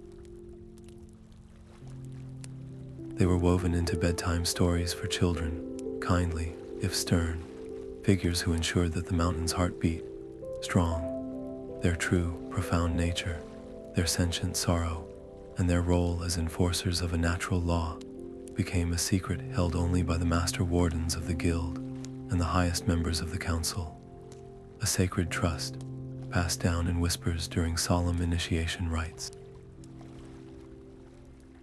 The terrifying, world-altering truth was gently folded into the comforting cloth of myth, a necessary evolution that allowed life to go on without the constant, awe-filled fear of their presence. The Watchers became a story, and in doing so, they granted the dwarves the peace to write their own. Time has a gentle but relentless way of sanding the sharp edges from history, transforming stark truths into smooth, gleaming legends. Generations after the Great Peace was forged, the story of Mythral was no longer a sobering lesson passed from master to apprentice in the quiet of the forge. It had ascended into the realm of high myth, a treasured heirloom from a perceived golden age, a time when heroes were larger, the metal was brighter, and the world seemed to hold more wonder. Around crackling hearths, and in the quiet moments before sleep, storytellers would speak of Duren not as a troubled, conflicted smith who made terrible mistakes, but as a near-mythic figure of unimpeachable wisdom from the very start. In these tales, his discovery of the ore was a destined event, a reward for his clan's virtue, and his confrontation with the Chieftain was a clear-cut battle of pure good against obvious wrong. The complex, bloody, and fear-filled events that brought the clans to the brink of annihilation were gradually distilled into elegant, moralistic allegories. The deep, philosophical clash between Boren's vision of security through strength and Durin's belief in security through balance became a simple fable about the folly of greed. The Stonehand clan's very real and understandable fear, which had nearly sparked a war, was often recast as simple villainy or envy in the retellings, making the narrative cleaner and the heroes more heroic. The Watchers, those solemn, terrifying, and ancient guardians of natural law, were smoothed into benevolent protector spirits, wise mentors who tested the dwarves' hearts before blessing them with their gift. The painful, gritty truths of conflict, the difficult choices, the paralyzing fear, and the cost of being wrong, all of the messy, human elements that made the story so powerfully true, were gently bleached away. The history was softened, not out of a desire to deceive, but out of a natural human inclination to make sense of the past by shaping it into a story that is easier to tell and, more importantly, easier to hear. The terrifying reality that their entire civilization had teetered on the brink of self-inflicted collapse was too monstrous a concept to hold on to forever. It was far more comforting to remember it as an exciting adventure where the right side won because they were good and wise, a tale that reassured the young that virtue is always rewarded and danger is always overcome. This process of myth-making wasn't a corruption of the truth, but rather a different kind of preservation. By wrapping the hard lessons in the appealing package of legend, the core message that wisdom must temper ambition and that power must be paired with responsibility was ensured survival. It became a foundational belief, a cultural touchstone absorbed by every young dwarf through story, long before they ever stepped into a mine or picked up a hammer. The painful, specific details faded, but the essential wisdom, the moral of the story, was woven into the very fabric of who they were, ensuring that the shine of Mythral would always be remembered not for the wars it could win, but for the peace it had to represent. The great forge halls of the mountain no longer echoed with the frantic clamor of wartime production, but with the patient, rhythmic instruction of masters to their apprentices. In one such hall, warmed by the steady, familiar heat of a well-tended furnace, an elder Kalin moved with a slow, deliberate grace that spoke of a lifetime spent at the anvil. His beard, once dark and closely braided, was now a long, silver cascade, and his hands, though gnarled and marked by the burns of 1,000 projects, were still steady as he guided a young dwarf's grip on a hammer. The piece they worked on was not a sword or a shield, but a delicate, interlocking clasp meant to secure a ceremonial robe. The metal they used was Mythral, its soft, inner light glowing faintly on their focused faces. "The shine," Kalin said, his voice a low rumble like stone settling. "You see it, don't you? That cool fire just beneath the surface. It is easy to believe that is its strength. That the beauty and the power are in the metal itself."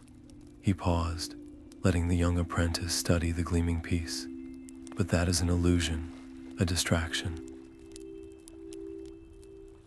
The true shine of this metal does not come from its surface. It comes from the piece that was forged around it. It is a reflection of the understanding between our clan and the Stonehands, of the covenant we made with the mountain itself. It shines with the memory of a catastrophe we were wise enough, at the very last moment, to avoid." He set down his tools and wiped his hands on his leather apron, his gaze growing distant, seeing not the walls of the forge, but the vistas of the past. "And its strength, oh, its strength is legendary. It can hold up a mountain, ring with a tone that silences all others, outlast any other metal we know. But that is not its true strength either." He turned his keen eyes back to the apprentice, who listened with rapt attention. The true strength of Mythral lies not in the unbreakable walls it can build, but in the unbreakable bonds it helped us create. The bond between smiths who once saw each other only as rivals. The bond between our people and the living rock we call our home. The bond between a reckless young apprentice and the master he finally learned to truly hear. This was the lesson Kalin had dedicated his later years to imparting. With every class of new initiates to the Guild of Wardens, with every young smith who showed talent and curiosity, he would ensure this understanding was passed down, not as a dry historical fact, but as the living, breathing soul of their craft. It was woven into his critiques of their work. "This join is strong," he would say, examining a newly forged bracket, "but does it honor the balance? Does it take only what is needed?" He taught them that a well-made piece of Mythral work should feel not just functional, but right, a harmonious addition to the world, not an extraction from it. He ensured the lesson was embedded in the very stories they told. He would gather them around the cooling forge at the end of a long day and tell them not just of Durin's brilliance, but of his doubts. Not just of the great peace, but of the bloody confusion that preceded it. He spoke of his own role not as a hero, but as a dwarf who had been tragically, dangerously wrong, and who had been given a precious second chance to make things right. He taught them that the most important tool in the forge was not the hammer or the anvil, but humility. And he showed them, through the patient, collaborative work of creating something beautiful and useful together, that the greatest masterpiece they would ever produce was not a thing of metal, but the continued peace and prosperity of their shared home, a legacy built one careful, considered piece at a time. The mountain, once a source of fear and conflict, now stands as a testament to a profound and enduring peace. Its foundations are no longer weakened by frantic, greedy extraction, but are instead carefully tended through mindful cycles of mining established by the Guild of Wardens. These cycles are not dictated by demand or ambition, but by a deep, respectful dialogue with the mountain itself. The Wardens, with their unique understanding passed down from Durin and Kalin, monitor the subtle vibrations in the stone, the slow growth of new crystalline formations, and the health of the deep, unseen waterways. They determine when and where a vein may be touched, how much may be taken, and most importantly, what must be given back in return. This is not mining as the world outside understands it. It is a form of stewardship, a reciprocal relationship where every extraction is balanced by an act of reinforcement, ensuring the mountain's structural and spiritual integrity remains unbroken for generations to come. This careful, cyclical approach has yielded a prosperity far richer and more stable than any fleeting wealth won by conquest could ever provide. The halls of the allied clans are filled with light and music, their grand arches and soaring bridges made possible by the strategic use of Mythral reinforcements, all crafted under the guild's strict oversight. Their forges produce tools that never break, machinery that runs with silent, eternal efficiency, and artworks of stunning beauty that tell the story of their hard-won wisdom. Their children are well-fed and educated, learning not only the secrets of metal and stone, but also the history of their people, a history that now includes the pivotal lesson of restraint. Their prosperity is not measured in vaults of gleaming ore, but in the resilience of their homes, the strength of their alliances, and the quiet confidence that their future is secure because it is built on a foundation of balance, not plunder.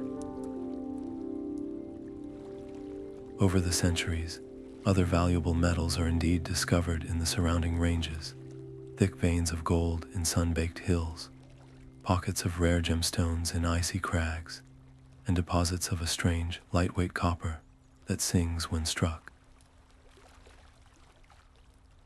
These finds bring their own kind of wealth and spark their own small booms of excitement, yet none ever capture the cultural imagination or hold the symbolic weight of Mythral. Gold is valued for its beauty and traded for goods from the lowlands, but it is never seen as anything more than a decorative commodity. The singing copper is fashioned into charming musical instruments and clever toys, but it remains a novelty. These substances are resources. They are used, traded, and eventually forgotten. Mythral, by contrast, is a legacy. It is woven into the very identity of the people, a constant, physical reminder of a philosophical revolution, a turning point in their evolution from a species that took from the world to one that learned to live in concert with it. And so, Mythral endures as the ultimate symbol of a transformative idea, that unchecked ambition is a fragile, self-consuming fire, but ambition tempered by wisdom becomes an enduring light. It proves that true, lasting power is not found in the solitary hoarding of advantage, but in the collective sharing of a responsibility. The metal's legendary strength is no longer its most important quality. Its most important quality is the story it tells every time it is worked. That story is etched into every support beam, every tool, every piece of art. A story that whispers of a time when the dwarves stood at a precipice, looked into the abyss of their own potential destruction, and collectively chose to take a step back, to build a wider circle, and to share the burden of their future so that all might walk into it together. The final anvil stroke fell not with a clang, but with a sigh of perfect completion. Durin stepped back from his life's work, the great bell of Mythral, its surface not polished to a blinding sheen, but left with the gentle texture of the hammer's kiss, capturing the light of the setting sun in a soft, internal luminescence. This was not a tool, not a weapon, not a support beam. This was a voice. For weeks, he had labored alone in the highest forge, a small chamber carved into the very peak of the mountain, where the air was thin and the silence was profound. He had shaped the metal with a singular intention, pouring into every curve and every molecule of its structure the entire journey. The dizzying thrill of discovery, the bitter taste of conflict, the humbling terror of the abyss, and the hard-won, aching beauty of peace. The bell was the physical embodiment of their covenant, a symbol meant to outlive him, outlive all of them, and speak to generations yet unborn. On the day it was raised, the entire allied clans gathered on the slopes below, a sea of hopeful faces looking up as teams from both the Anvil and Stonehand clans worked in seamless unison, hauling the impossibly light yet immense bell into its final resting place within a graceful stone archway that framed the sky. There were no grand speeches. The moment demanded silence. Durin, his hands still marked with the soot of the forge, took up the great mallet, its head also forged from Mythral and bound in leather from a beast both clans had hunted together. He drew a deep breath, not of the thin mountain air, but of the moment itself, and swung. The mallet struck true. The sound that erupted was unlike anything ever heard in the world. It was not loud in a harsh or violent way, but immense in its presence. It was a note of such profound, resonant purity that it seemed to still the very wind. It rolled down the mountainside not as a wave of noise, but as a wave of feeling, a vibration of perfect harmony that washed over every dwarf, every animal, every leaf on every tree in the valleys below. It was the voice of the mountain's heart, given form by a smith's hands, and it spoke a language older than words. It spoke of unity. It spoke of balance. It was a reminder that they were all part of a single, interconnected whole. As the note hung in the air, sustained far longer than any natural sound had a right to be, a deep, collective peace settled over the crowd. This was the sound of their pact. This was the sound of their future. From that day forward, the ringing of the great bell became the rhythm of their shared life. Its voice would call the Council of Clans to order. Its pure tone, ensuring every discussion, began with a reminder of what truly mattered. It would ring to mark the changing of the seasons, the beginning of a new mining cycle sanctioned by the Guild of Wardens, and the celebration of great works completed together. Its sound became the auditory soul of their civilization, a constant, gentle anchor, tethering their daily ambitions to their foundational wisdom. And in the quiet hours of the night, a single, soft strike would often echo across the land, a good-night lullaby from the mountain to its people, a reassurance that the guardians were watchful and the balance held. In his later years, Duren would often climb to the peak alone and stand beside the silent bell, looking out over the peaceful, prosperous valleys that stretched out below. He could see the lights of both clans' halls twinkling in the dusk, their once separate territories now connected by well-traveled roads and bridges, strengthened with Mythral. He could hear the distant, happy shouts of children at play, children who knew the Watchers only as kind figures from a story, and for whom the Stonehands were not a rival clan, but cousins. In this vista, he saw the living, breathing truth of their legacy. He knew then that the myth of Mythral would endure long after the specific details of their struggle had faded into legend. The tales would inevitably focus on the heroes and the monsters, the dramatic clashes, and the glorious discoveries. But the deeper truth, the one that resonated in the very stone beneath his feet and in the tone of the bell behind him, would endure in the way they lived. It would be written in their laws, sung in their work songs, and forged into every item they crafted. The myth would speak of a magical metal, but the truth was about the choices they made. The greatest treasure they had ever found was not the ore itself, but the understanding that the most enduring strength is not found in what we build to keep others out, but in what we build to bring everyone in.